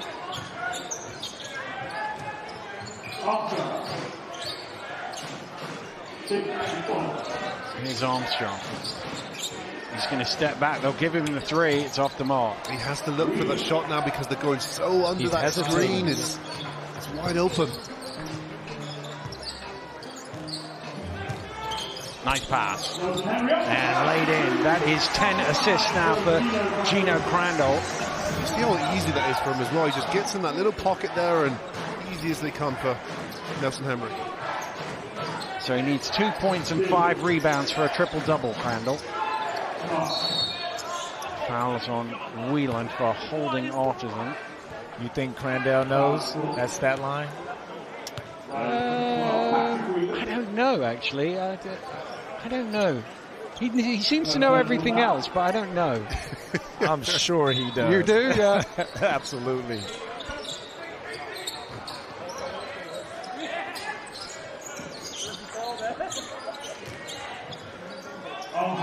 Armstrong. Still going. Up in the air, out to steal, has to shoot, moves it onto clock, got it away just in time, and it is good. Wow, that's every single ounce and second of that shot clock, but what a finished play from Dan Clark. Pass into Nelson Henry, he's fouled, and he will shoot 2.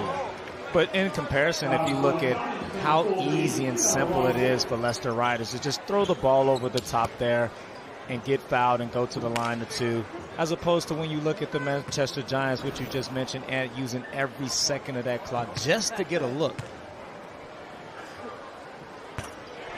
Henry. Another efficient evening for the big 5-0. 14 points for him. Makes them both.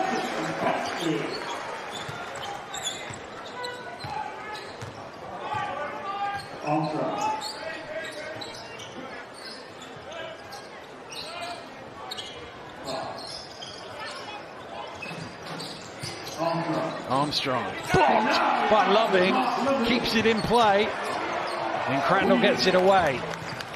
Loving taking it hard, trying to jam it over clock, and a foul is called.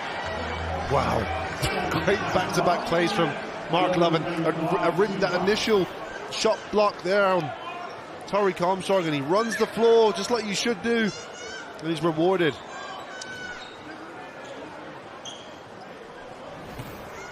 I've seen a lot of action at that rim down there. I was just gonna say, you know, the football fans, you know, when you're on that backside, you know, you hope all the goals happen down there. That's where all the action is down at that rim. It's the cop end. Top end of Leicester. That's K1. Is Manchester coming quick with Steele in and out. Jackson blocks out, hoping somebody else would get the rebound, and Crandall helped him out. Here's Whelan. Pass deflected. Giants with numbers. Steele. Good challenge again by Crandall, and Leicester get a stop. That looked like an easy layup. That's an excellent challenge. Any other point guard in the league, that is an easy layup, isn't it? There's no other point guard in this league that can change shots and challenge shots to that degree. And Josh Steele is an athletic wing player. Not since Lasker retired, obviously.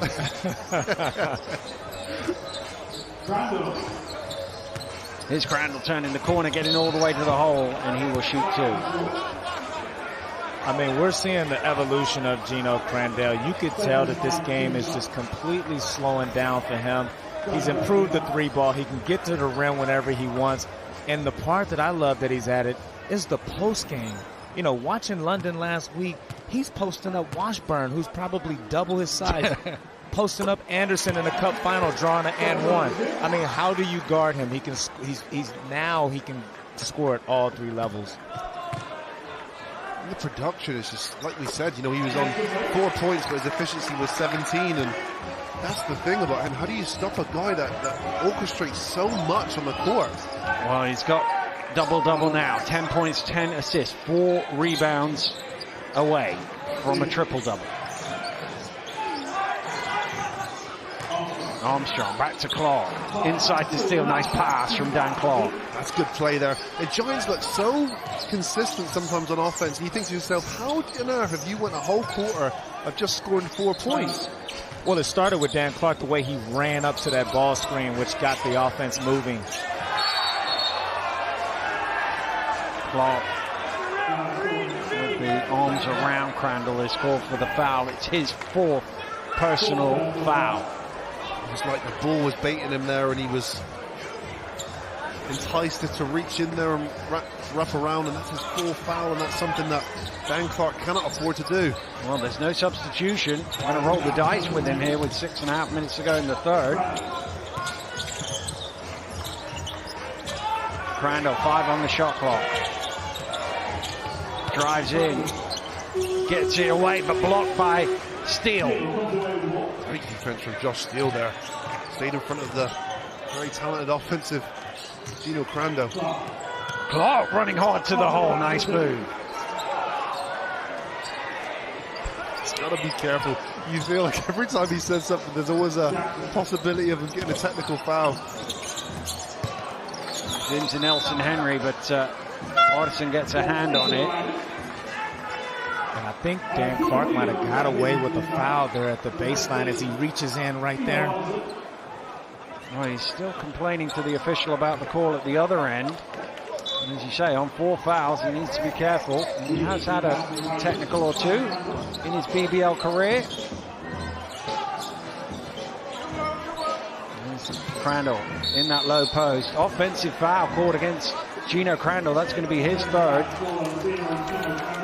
Tariq Gaucho was very happy to hear the whistle there, because that's a mismatch if ever I've seen one. You see the hook there, you get your elbow and get them in and wrap them around the body. It's a good call from the ref. I would have liked to see them dump the ball in and Nelson Henry with Dan Clark there with 4 and try to see if we can get him out this ball game with fouls. Well, he's gone out as a substitute with Ulf here into the game for the first time. Armstrong. Steele has to throw it up high and knocks it down. Wow. And that's the thing I would say about most, with David Ulf coming into this game. The thing that was most disappointing for me in that second quarter, when Giants aren't scoring the ball, they weren't exactly ripping down a lot of offensive rebounds. Oh, that's beautiful from the Leicester Riders. Play after play. Wow.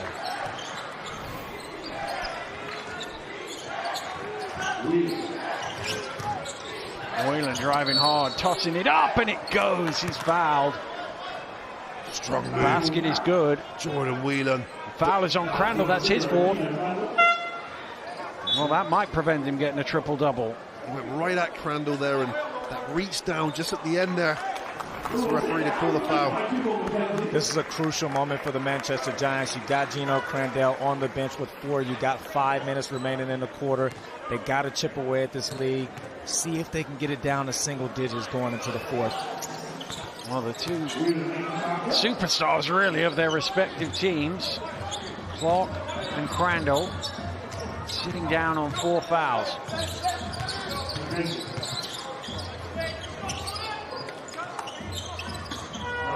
Nelson Henry back to Jackson, and Jackson scores.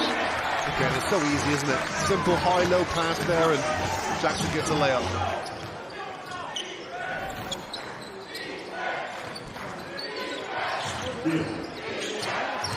Steele. Armstrong back to Ulf, and Ulf is able to get his first points. That's a good sign for him. He's someone who's been out all season, just rejoined the team. He had a cracking season last year. We know him and remember him being that high-energy player. Jackson, long two, is good.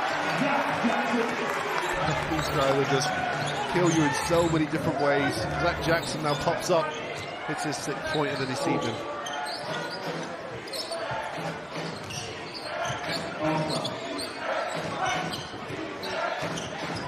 Armstrong back to Steele. Steele Euro stepping his way to the hole.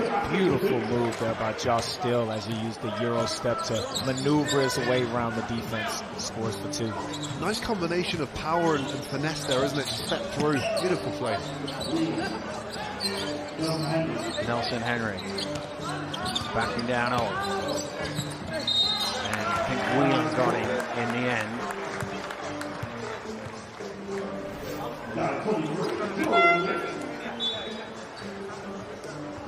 Well, he's had to play probably a couple more minutes than ordinarily, Nelson Henry, with the injury to Mo Walker. I think he's coming in. He's going to get a break if he can make these free throws, because Adekoya is going to come in for the Riders. Adekoya has played some of that center spot for them whilst Nelson Henry was out injured earlier in the season. Well, I don't even see Mo Walker there on the bench, so that it looked like it was a wrist injury, yeah. And so it must be pretty serious if he's there in the locker room at the moment. He has to come out the game straight away, didn't he? Yeah. Which again, it's another sign that's not a great sign. And with his injury history, you just hope that it's nothing that's long-term, as he spent the last 2 years out with a hamstring injury, so we hope it's just minor. Callum Jones into the action for Manchester.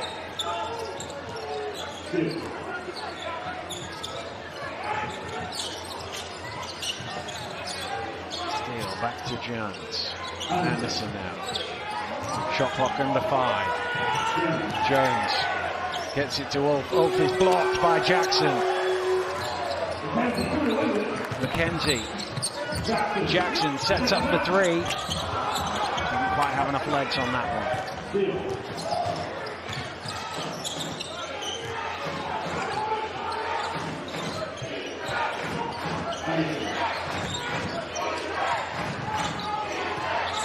Steele.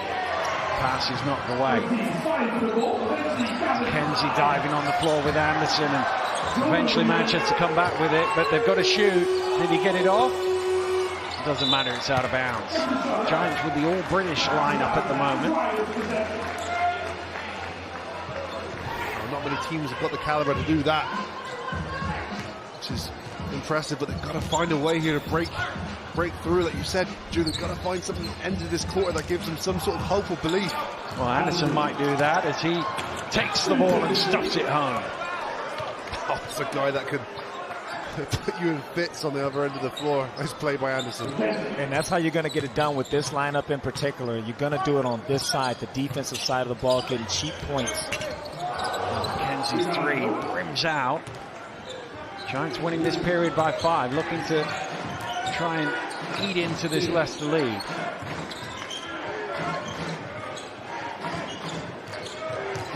Whelan pulled away. Jackson has it. Jackson to Whelan. Whelan, oh my! What a block from Anderson! Goodness me! What a play. He came right across and wound up that block. Again, and it's this side of the basket where everyone is jumping out of the gym on the defensive end as Anderson says, get that out of here. Best tickets in the house right down there. Oh, and it's thrown away on the inbound by McKenzie. And Manchester will get the ball back.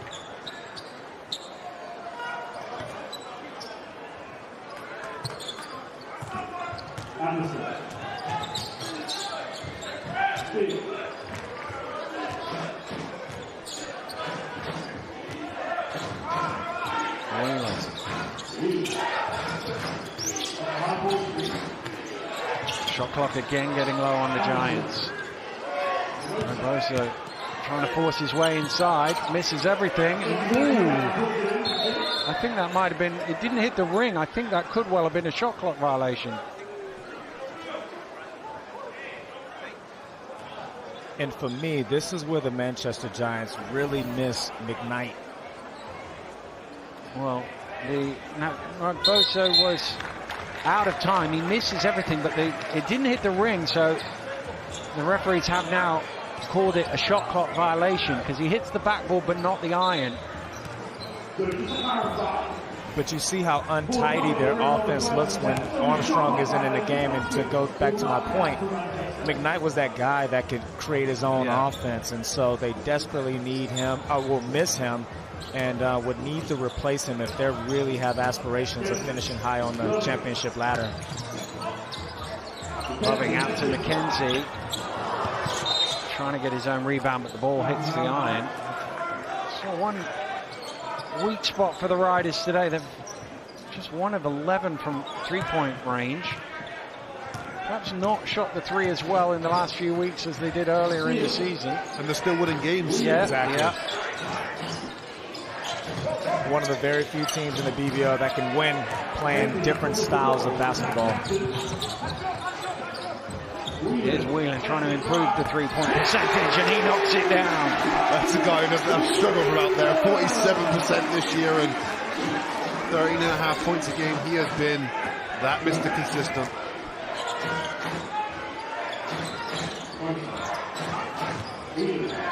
Jordan Whelan trying to reply. 10 seconds left in the quarter.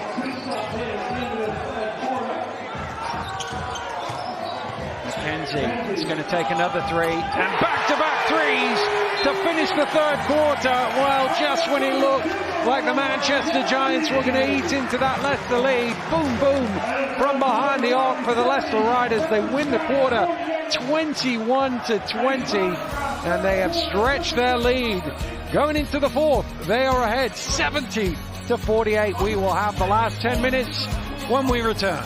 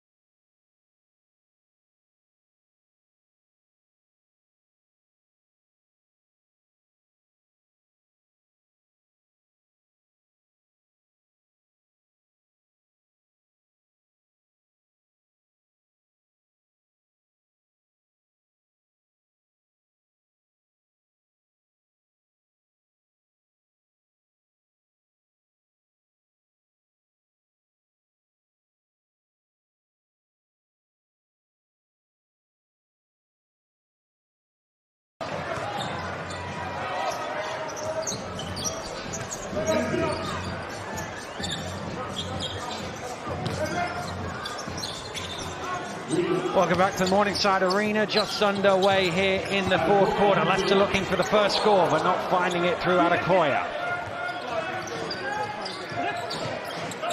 Anderson driving through. Jump ball is the call. The possession arrow will send it back to Leicester.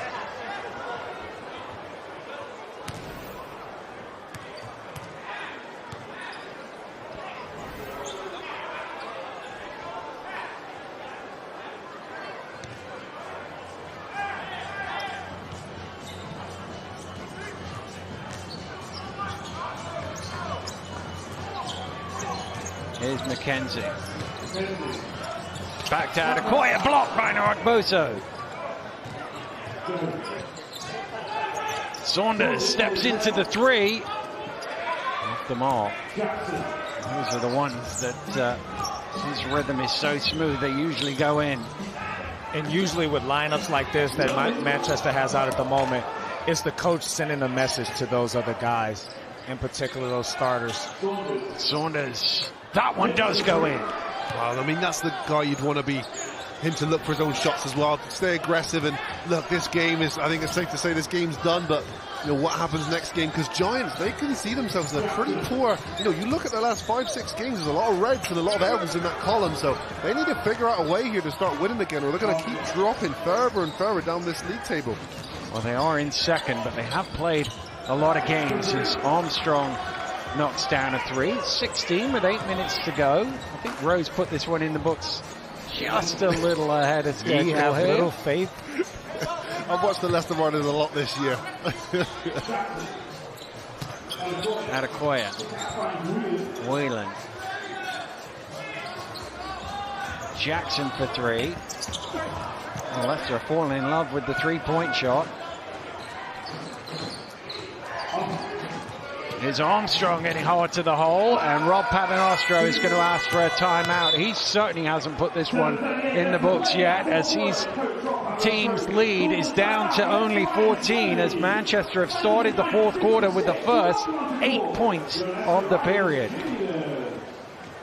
Wow, what a response. And as you said, Drew, you know, it's sending a message to the guys that are sitting on the bench who should be pivotal parts of this game going into the fourth quarter. And the unit right now that Coach Lloyd's entrusted are delivering.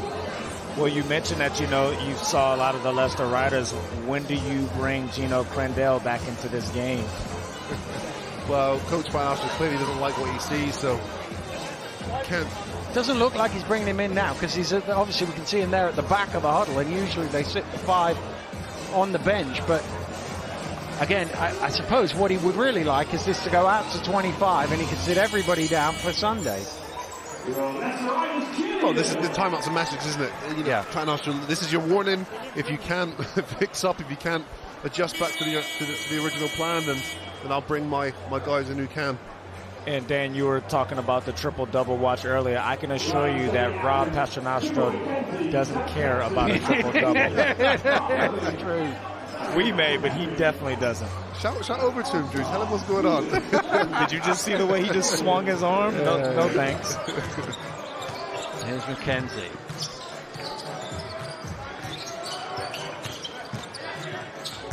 Down to Nelson Henry, and he's fouled by Jones. And Brock Walter was coming to get himself another block here. Callum Jones didn't tie him up. And I like that foul by Callum Jones. I got an opportunity to catch up with him pre-game. This is a guy who spent all those years with Giants, were there at the bottom of the table, and just asked him how did it feel to be in that cup final, and he just said it was an unbelievable experience of everything he's been through with this organization. So to be on the other side, to see it trajectory upwards, it's great for Callum, and great to see him out here getting minutes as well. I mean, we remember him being the guy on that team, you know, as you said, the Giants when they came back in the league and they were fighting for playoff spots, and he was a big part of that, those pushes that they had. And Dan would know this, isn't he the all-time leading scorer for the Giants? He is, yes. Did it here last year. Was it last year or the year before? He was on this court.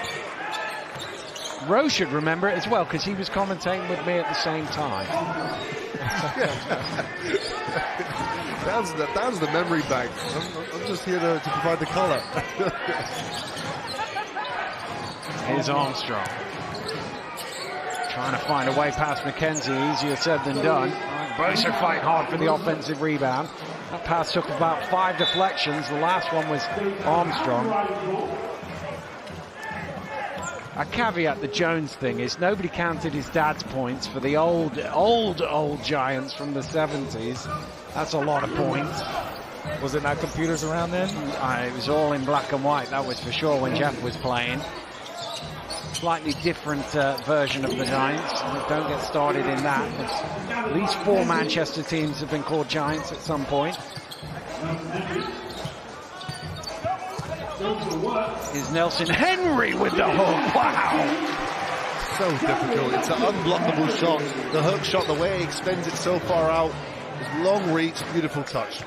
22 points for him. 8 of 10 from 2-point range. He had a 3 as well, so he's 8 of 11 overall.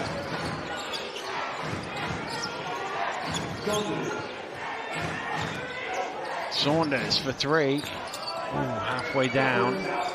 He gets it off so easy though, doesn't he? It's one of those quick release shots, effortless trigger. And he brings it behind his head kind of like LeBron James, so it's almost unblockable. Reach round foul on Armstrong.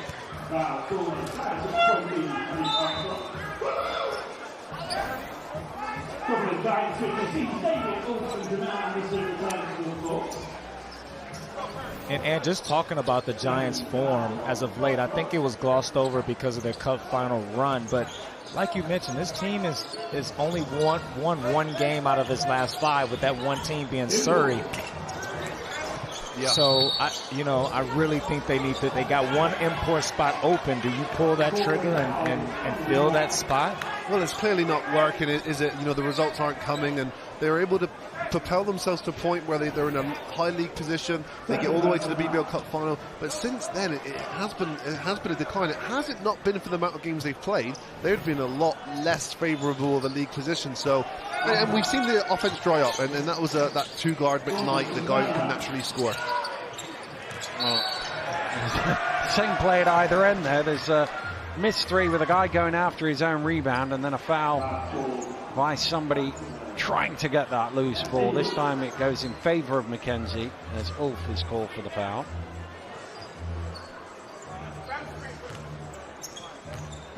And having given up the first 8 points of the quarter, Leicester have scored the last 4. I'm sure Rob Paternoster is a little happier than he was when that timeout was called. Good work from McKenzie, out to Loving, and he hits the 3, 7 in a row for Leicester. That's a beautiful pass by McKenzie. He tight ropes the baseline there, kicks it out to Loving where it strings. This is the difference in this team as well. Unlike, let's say, a Newcastle Eagles, they have to play Fletcher 38 to 40 minutes here. Rob Paternoster has the luxury to leave his MVP against the second team in the league, because he's got a Kimball McKenzie, he's got a Connor Washington, and these guys are, you'll be surprised at how much that makes an effect when we get to March, April, when your key players aren't fatigued and tired. Oh, that's a bit far in front for Ulf, and he can't quite keep it in play. Good job, those boards are fairly soft and bendable. Yeah, I mean, it provided a lot more support than those cheerleaders did. You see them all taking a step back out of the way. Where are those guys taking the charges and putting their body on the lines? But also, this team has the ability to cover injuries. You look at Nelson Henry out 61 days, they don't miss a beat. Mo Walker goes out of this game early, and the league gets inflated. And so this team is well-rounded, and they're going to be a tough out. Wolf with a push in the back.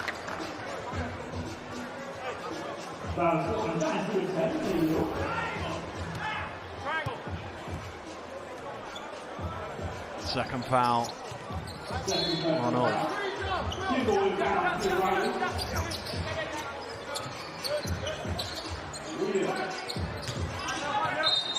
Third foul on Ulf. Now the Giants over the limit, so it'll be 2 free throws. Well, it's, it's frustrating, but at least David Ulf's playing hard. I mean, this is a team that's beat me in the BBL Cup final. They beat me in the league. They're about to beat me twice. You know, I'm offended. I'm taking it personally, and I'm playing hard to the end. And I don't see that as a unit for Giants. That's probably the one thing I would criticise them on, and it's the pride and their overall character here. When they've struggled themselves, and they've kind of had that drop my head mentality instead of just fighting that 110%. But they are a team that's moving in the right direction, you know, and just in a 2-year span as Jamie Edwards has taken over, they made a cup final. They got a core that you can see that will probably be here for years to come, and so they are moving in the right direction. Whelan driving hard to the basket, off the glass. That's one guy who's attacked. 7 points personal for Jordan Whelan.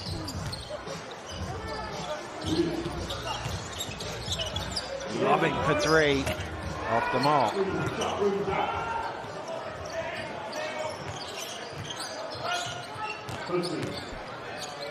Hudson, tip pass out to Saunders, who knocks down another triple. He's second of the game. Such a good looking shot. This team have to create or find more open shots for Will Saunders, because that shot is pure. Here's Whelan, and that one's not too bad either. It's not. That's a guy that's proven over and over again, and just like that, 17 points personal for Patrick Whelan. That was the 7th assist for Mackenzie's, catching up Crandall, who has 11 in this game. Wow. Ulf thinks about it, and is off the mark as we head into the final 3 minutes here at the Morningside Arena. The Leicester Riders moving towards yet another victory. This is already their best ever start to a top flight season.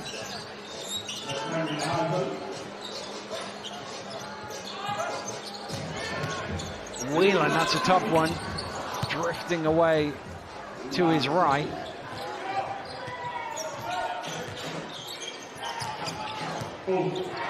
Oh, kicks out in the corner, Jamel Anderson. He doesn't get a home court bounce on a venue that has been his home court for many years.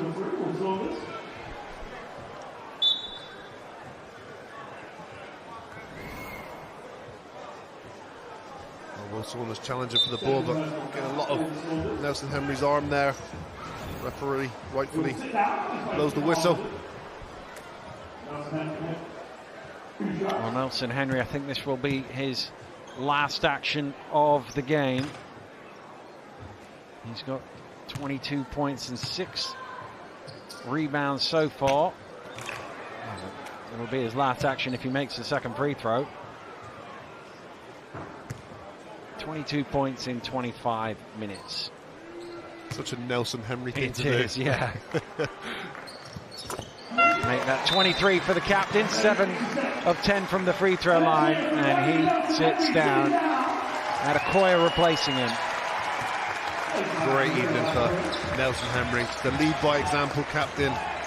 Incredible numbers in such quality minutes.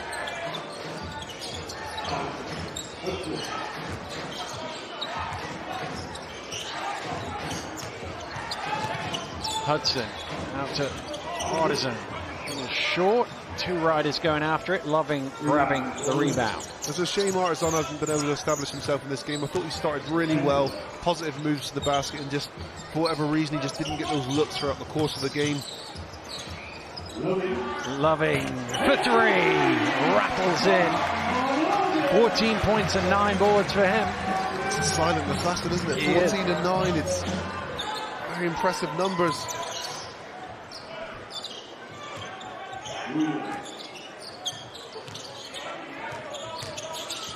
Oh, Adekoya just steals it away. Give me that. And Hudson takes it right back off him. Whelan into the finger roll. Nice move. Jordan Whelan. Riders making 3 substitutions here with Walsh and Wild. And Jordan into the game.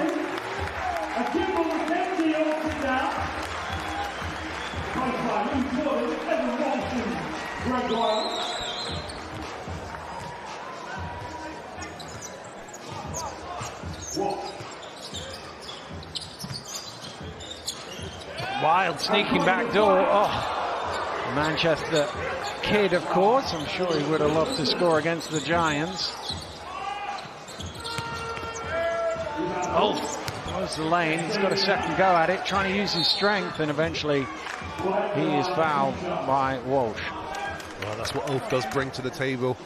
Rebounds and energy and strength. 5 rebounds total for him in 10 minutes of play.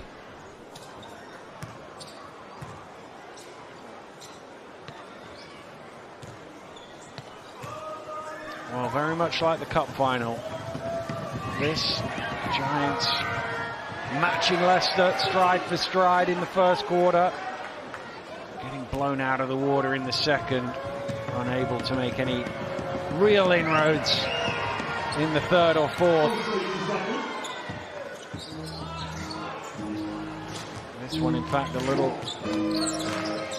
more comfortable for Leicester in the second half than the cup final was. There's Jordan for 3 off the mark. Louis Jordan, that 6'9" shooter, he's never shy.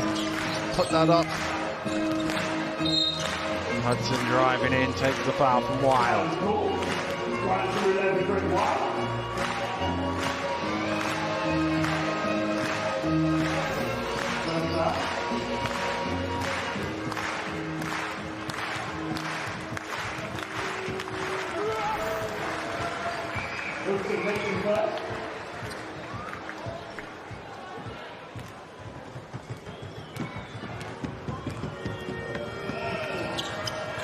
Hudson off the mark with the second.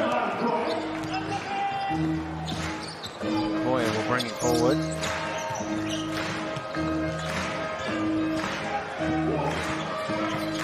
Last few ticks coming off the clock here at the Morningside Arena, where the Leicester Riders fans have certainly enjoyed themselves. They've certainly enjoyed their team's performance as they have throughout this campaign. Manchester will take 2 points off the winning margin, but as time expires, the Leicester Riders remain undefeated, remain clear at the top of the table. Rob Paternoster and his Riders blitzed them by 22 points in that second quarter, and they have won at a counter 86-69. The consistency and the execution of this Leicester Riders team continues, and you've got to ask yourself, you know, where the first BBL team going to come up and give them some resistance? We've seen it, of course, Bristol Flyers in trophy competition, but in league, very few teams have come close to this Riders team. Well, they do go to the Copper Box again on Sunday. And, I believe the Lions are going to be unveiling a new player by then. We will have our eyes open on that. But Gino Crandall, he didn't get his triple-double in the end. He was 4 rebounds short in only 22 minutes. And the Leicester Riders, again, it was just the consistency at the basket as much as anything else, and the way they got to the free throw line. You look 20 free throws to 5 in terms of the made shots. And that's a great news if you're the Leicester Riders. That's what makes them a little bit more bulletproof. They don't need to shoot the ball to win basketball games. They shot 25% from the three-point line, but they've got assists there. You know, they're passing the ball, they're sharing the basketball, and they're scoring in a number of different ways.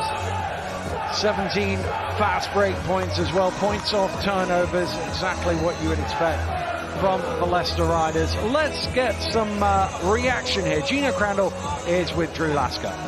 Thanks, Dan. Gino, 10 points, 11 assists, 6 rebounds, 3 steals in only 22 minutes. And similar to the Cup, you didn't score much early, but you made an impact in other areas. How were you able to put your stamp on this game? I think it's by, being a guy that steadies the ship. I think that's usually my job. I think they got off to a hot start again. They were really able to put the ball in the hoop that first quarter. And so I think just being a guy that, guys can look to, okay, they're scoring, but it's all right. We're going to do our thing. We're going to play for 40 minutes. So I think just being that calm and presence on the floor at times is the biggest thing that I contribute in a game like this. And when you talk about your development from last year, because you're much improved, what part of your game would you say you're most proud of? I think being a good teammate. If I had to pick one thing that I'm really proud of, as a basketball player, I think or at least I like to think I'm a guy that other guys want to play with. And I think when you can bring that to a team, it's going to raise the level of everybody else. We've probably all been on teams where there's one guy that, he just isn't a great teammate, and he can kind of drag the team down. So being somebody that wants to lift the level of everybody, whether it's in training, whether it's hanging out with guys, whether it's pregame, whether it's postgame, in the game, just being a guy that people want to be around and people want to be successful with and successful for. And as a team, how were you guys able to subdue a team that you knew were looking for revenge after that Cup final defeat 12 days ago? Yeah, I think just coming out and do what we do. I think that's kind of our mindset, our motto heading into every game, and just be us, just do what we do what's continue to bring us success throughout the year. And I think we were able to do that. We were just able to play 40 steady minutes of basketball, no matter the ups or downs. We were able to kind of just force them to kind of play our way. So, I think as long as we're able to do that, we're usually going to put ourselves in a pretty good position. And finally, at the Cup final, I asked you which day of the week did you think you had this game wrapped up? You mentioned Monday, so what day did you know you had this game in the bag? I'll one-up that. I'll say I knew we were going to win today after the Cup final game. All right, great game. Terrific performance. Thanks for your time. Yeah, thank you. He's managed to top himself after the Cup final quote. There we go. But no surprise that he is talking confidently, given the swagger the Riders showed tonight. He's going to have Giants players punching pillows at home, But yeah, he plays with such confidence, and he believes in himself, he believes in his teammates, which is even more important, and he just gets the job done. As we saw, he started the game, he didn't need to score. He just distributes the ball, gets the ball into the right people's hands at the right time, and it's like I said, I keep saying it over and over again, he's such a game changer. Not just for the Leicester Riders, but for the BBL. He's one of those players that you think is being kept quiet, seems to be being kept quiet, and you look at the stat line, he's suddenly racked up 6-7 assists, and then before you know it, he's doing even more on the court, more highlight reel stuff. It's frightening. We talk about it's like effortless, but he's been putting in the work, preparing himself mentally and physically for those moments, and he's thriving at the big stage. All right, we'll definitely put a big smile on Coach Rob Paternostro's face. He's courtside now with Drew. Rob, terrific team performance against a quality opponent. When did you feel the game begin to turn for you tonight? Yeah, second quarter. I thought, again, defensively it was pretty much similar to the Cup final. We were able to hold them down, I think, 4 points in that quarter. And, once we do that, when we get those stops and get out in the break and run, we're difficult to stop. And I thought the guys were really locked in that second quarter, turning the game around. And speaking of that second quarter in the Cup final, you held Manchester to 8 points. Last week you hold Lions to 4, and you hold Manchester to 4 in the second quarter. How are you able to impose your will defensively on teams? I just think the guys play hard, and I think that they figure things out. And I think that every good defensive team has to figure things out along the way. You go into a game, you have the game plan and everything, but when you get out there, you have to figure it out a little bit. And these guys are really good at that. And I think that, the second quarter, they did a great job. And I think our bench has been pretty tough, too. And I think that's very important to hold teams down, is to be able to bring that bench on. That bench does a good job and keeps it rolling. And, Coach, I've known you a long time, and this is the least animated I've ever seen you as a coach. What is it about this group that keeps you so mellow? I think it's the fact that I have a 2-year-old son, Alessandro, and a 6-year-old daughter, Ava, that run me ragged. By the time I get here, I don't have the juice anymore, Drew. You're a father, but no, I think these guys make it easy for me on the sidelines at times. And, we've had so many games this year where we've been up big at halftime. I think that it's about 7 or 8 of them where we're going in with a 20-plus lead. So when you have that kind of lead, then you can relax a little bit. And I can relate to you being a father, but a huge turnaround as you face the Lions on Sunday. You got a chance to win the head-to-head. 15 games to go. You started thinking about that league title yet? No, not really, to be honest with you. But we do know that anytime you can win a head-to-head, it's big, and especially with a team that you feel like is going to have a lot of wins. So we know the importance of the game on Sunday. We were just down there. It's important we get a rest. They didn't play tonight, so we're going to have to get a rest, go down there, and improve on last week. That's going to be the message. Unbelievable performance. We enjoyed that, Coach. Thanks for your time. Thank you. Kieran and I had the pleasure, the privilege of sitting, I don't know, what, 10 yards away, if that, from Coach Paternostro. Looked quite animated to us, didn't he? Yeah, mellow. I don't know what scale he's talking about. It's like Paul James is mellow. You know, there's levels to mellowness. A very fair point. It is interesting that he is consistently in his pre-game interview, in that chat with Drew as well, talking about improvement constantly. And we saw how formidable they looked last week against the Lions. Brilliant once again tonight, but he's not going to allow his team to get complacent. They cannot be complacent, and they won't be complacent. They have too many leaders in that locker room. I saw Gino got that 4th foul today, and he was talking about defence. Everything was based around defence. So they are focused. They know what they want to do. Last year they saw it, they underachieved last year. They want to make up for it this season. Can you elaborate on what he was getting into when he said we can go out with a game plan, but the players have got to figure it out, in particular in that second quarter? Yeah, it's those little adjustments in game. So like Tyreek Armstrong was being really aggressive, getting to the basket. You know, again, they're holding themselves accountable. How do we stop that? Or, you know, the pick and pop with Dan Clark. How do we get out to that shot a little bit earlier? You know, so they're making these quick adjustments. It's more organic. They've got the game plan, but things start to branch out, and they have to make those little game changes in game that makes all the difference. He was talking about rest and the importance of that, and Ant made a great point in commentary that Gino Crandall had an MVP performance. He played 22 minutes. He pretty much sat out the entire 4th quarter. The strength in depth and comfortable victories like this is allowing him to rotate his team, to rest his starters, his stars, and that is only going to be trouble for the rest of the BBL for the championship running. And this is what I always get back to the point of the Rob Paternostro style of basketball. You know, they don't need to play 40+ minutes. You know, they just need to fit into their roles. And you had players come in. Like Adekoya came in today and made such a difference. 4 big steals in that game. Just did his job, and that's always asked of him. All right, good night for Rob Paternostro, not so much for Lloyd Gardner and the Manchester Giants, but he's been gracious enough to take some time to talk to us now. He's courtside with Drew. Coach, a great effort, in particular the end of the bench, that second unit, but just not quite enough tonight. No, disappointing second quarter again, really.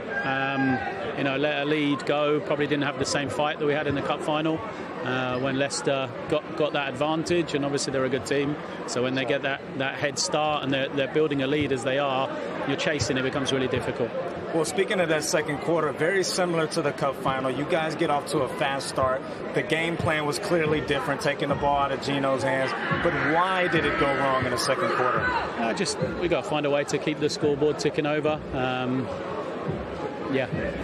Currently 0-4 against the Lions and Riders. What's the missing ingredient for this team to take that next step? I think consistency. I think we proved for the second half against Lions last week we were pretty good. First quarter here, times in the cup final again we were good. It's just putting together a full 40 minutes. As we talked about pre-game, you know, they're Leicester, Lions, they've got deep teams. They come at you with waves. You take away one thing, then you know they're able to get another, and they're constantly making adjustments. So for us as a team which is trying to fight to get with those guys, we've just got to keep learning that one way is not enough perhaps, and just keep working, keep trying to find those solutions. And finally, speaking of deep teams, with the loss of McKnight opens up an import spot. Are there any plans to fill that?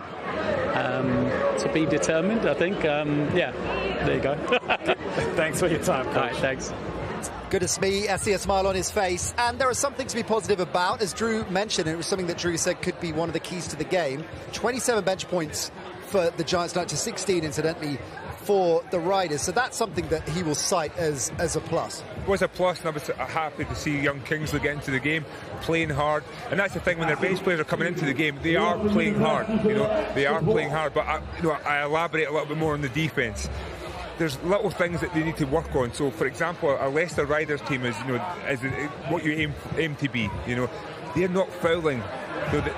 Manchester, they're reaching. There's still little fouls getting people into foul trouble. They can't afford to get people into foul trouble, and that's these little learning curves that they'll have to get if they want to get to that next level. Discipline all through this Leicester side, and conversely 18 turnovers for the Giants, which cost them significantly. Let's talk about some of the other big performances from Leicester tonight, because we were back and forwards on MVP, and Gino took it obviously, but Darian Nelson-Henry had a pretty good shout at that award as well. Big night for the skipper, 23 points, 6 boards, a captain's performance. So efficient, just takes his time. And this is a guy who's missed a lot of games this season, and now he's come back, he's got back into the starting lineup, and he's just Mr. Dependable. He just finds a way constantly to produce for his teammates and for the team. Yeah, brilliant performance from him, lifted his team, getting work done at both ends of the court. Drew Lasker joining us now. Drew, what do you make of the captain's performance? Darian Nelson-Henry very close to MVP. Big night for him. A huge night, great for his confidence. I mentioned on comms, this is a guy that missed 61 days, and we forget he was all-team BBL last year, so he's one of the top players in our league, and this team just gets stronger with the addition of him playing at an MVP-type level. Think about that, and the games he missed, and him coming back. Mo Walker, of course, who missed so much of last season, him coming back as well. There is talent everywhere in this Riders side. Patrick Whelan, another big-name player, another big night for him. 17 points, 5 rebounds, 4 assists. Kieran, talk us through his night. Yeah, I think after losing the shuffleboard to his brother, that was playing on his mind. Yeah. But he's doing what he does best. He's getting to the spots, he's shooting the ball, he's cutting to the basket like we said he does. He's just making big plays, and he's one of the dependable scorers now for the Leicester Riders, which is great to see. Talking of dependable scorers, 5 players for the Riders in double-digit scoring tonight, just 1 for Manchester, Tyreek Armstrong. This is a public service announcement to the British Basketball League. Somebody else needs to step up and prove that they can beat the Leicester Riders. Or like I said at the top, this team is going to be celebrating in a couple of weeks. I guess we've got our answer as to whether the Giants are going to be viable title contenders this season, but they are still punching high in the BBL. They've still got the playoffs to focus on as well. And if they're going to have a decent run at the latter, then Tyreek Armstrong is going to be right in the thick of it. Yeah, he has to be more aggressive. Like I mentioned, he has the keys to this team. He's the one with the talent that can take over. And there's still a lot of basketball to play. Looking at my Newcastle Eagles last year, we had an up and down season, but we finished the season as playoffs champs, so it's never over with. What did you make of Dan Clark's performance tonight, Kieran? I think he lost it tonight. I think personally he got too caught up on not getting the no calls, and it completely threw him off his game. It was like he was more fixated on the referees at some point in the game than actually the game itself. So I'm sure Dan will look back at this game, kind of clear the head and move on to the next one, understanding that he needs to step up and be that leader, not just from a scoring perspective but from a mental perspective to keep this team together. Yeah, 15 minutes, not enough from the Team GB skipper, is it? Not, absolutely not. He and Tyreek Armstrong are the 2 guys that has to lead the Manchester Giants to the promised land. And like Kieran mentioned, he has to control his emotions. You see it over the course of the season that he gets rattled really easily. A lot of that has to do with the adjustments of the referees. He comes from a different league, but he has to be that example for those other guys because they're going to follow his lead. We saw at the very end, when it was all in the bag for the Riders, some of the younger players coming on, which is always great to see. Talk us through the youth program here and the succession plan for the Riders. When we talk about British basketball, we talk about how it has to start with the grassroots, and that's what Leicester are doing. They're active in the community. They've got so many people playing this amazing facility. But seeing a guy like Evan Walsh now joining the squad, coming on and getting some minutes, great young talent. They're not only creating their own talent, they're bringing in young talent, getting university experience as well. I think the future is so bright here in Leicester. The future, as we mentioned at the top of the show, Drew, looking bright for British basketball collectively. The London Lions had a big win in Europe this week, and as we talked about on last week's show when Vince McCauley was with us back in London, of course they are setting the pace as far as European competition is concerned. But as Gino Crandall told you on your podcast, that's what he wants. He has the ambition for European basketball. Leicester obviously do as well. What do you see in terms of that trajectory, BBL sides in Europe? How many more will follow London's lead? Well, if you look at the whole grand scheme of things, with the influx of money coming into the league, with the Sky coverage, with these excitement fans here and around across the BBL, I think it's inevitable. You look at Newcastle, they have the facility. The Leicester Riders have the facility to get it done as well. I won't be surprised in 10 years if we have 3 leagues playing in Europe. What are you seeing in terms of the future and BBL sides in Europe, Kieran? Well, Leicester have already experienced it. You know, they were from the new BBL era. They were the first to go back into Europe, and they were competitive. But finding that balance between league play, you know, the way the cup was set up, the trophy. You know, they've had that experience so that they're now planning for it. How can we now go there and make an impact and find a way to keep the squad and do everything we need to do? So I know it's bubbling in the back of Leicester's mind. That was the whole point when they first got this arena, was thinking about Europe, and I think more clubs have to do exactly the same. It'll be terrific to see the Riders back in Europe. Terrific to see Gino Crandall play on that stage as well. What a season he's having again. The reigning MVP, of course, the cup final MVP. He's won plenty of MVPs on our Sky Sports Live broadcast, and he was involved once again in the play of the day, Drew. Yeah, as you see that little razzmatazz as he wraps it around his back to Nelson Henry there. This is a guy who clearly watches game film on his opponents, but also he knows his teammates. He knows that Nelson Henry is going to cut, and those are those little conversations that you have in practice when the coach is not talking. You're whispering in guys' ear, trying to build chemistry and trying to get on the same page. Speaking of whispering in players' ears, mic'd up both the Whelan brothers today, and we're going to show you how the game played out from Patrick's perspective. Horns coming. Horns. Yeah, D. Hey, let's go. He's a flop. That is a flop. Great work, Red. Great work. Hey, Gino, just scream louder. You might get the next one. Oh, no. G. Great pass. Dunk him. Hey! Let's go. It's locking. It's locking. Come on, let's get one. Let's go. Let's get one now. By the way, Cal. Easy. Zipper. Talk to me, talk to me. Switch out, stay high. Good. Bro. Come on, fellas, let's get it. Mom wanted to go out for dinner. Yeah, right. It's not happening. Hand, forward. Hell no, you ain't got it like me. Oh, I just love to see that leadership quality. You know, a young guy speaking up, you know, communicating with his teammates, but also motivating his teammates. Again, that's the Leicester Riders way.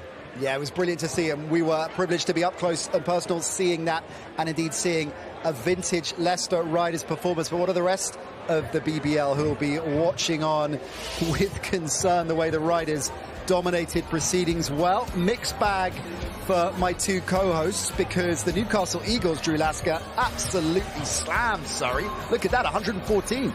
Justin Gordon is back, baby. We remember him from last year.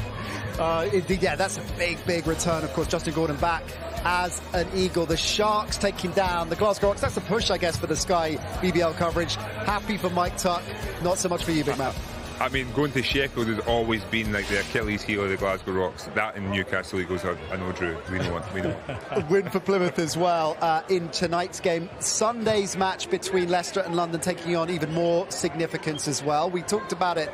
Realistically, it's a must-win game for London if they're going to maintain a title shot. And that, I guess, has been accentuated tonight with this performance, hasn't it? It is a must-win for the London Lions, because if Leicester Riders pull it off, they essentially win the tiebreaker and they go up 5 games with 13, 14 games to go. And the way the Leicester Riders are playing this season, I can't see them losing 5 games. Yeah, it's a great point, isn't it? And London are going to be, well, are they going to be bruised and wounded from what happened last Friday, or are they going to be motivated from I think they'll be motivated, but at the same time, like I said, from a Leicester Riders perspective, if they can survive this month without a loss, you might as well just start planning for the playoffs.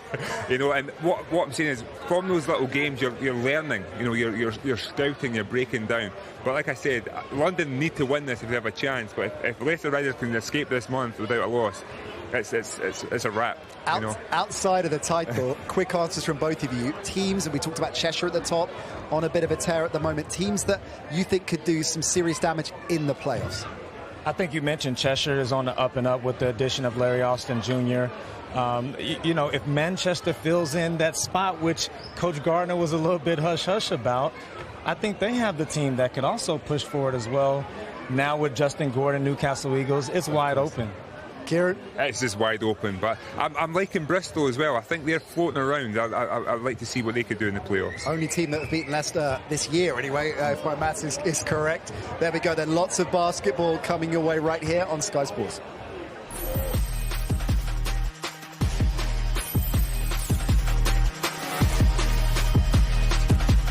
Here's Defoe rolling to the basket, rolling back the years. Here's Glasgow. He's going to take the three. He's caught. Chance for a 4-point play.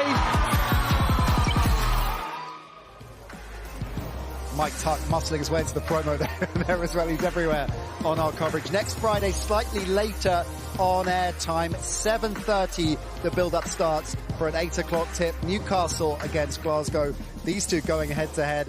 That is going to be brilliant to see. Drew, Kieran, many thanks indeed once again for your brilliant insight. Hope you've enjoyed. We'll see you Friday for Newcastle, Glasgow. Bye for now. Like you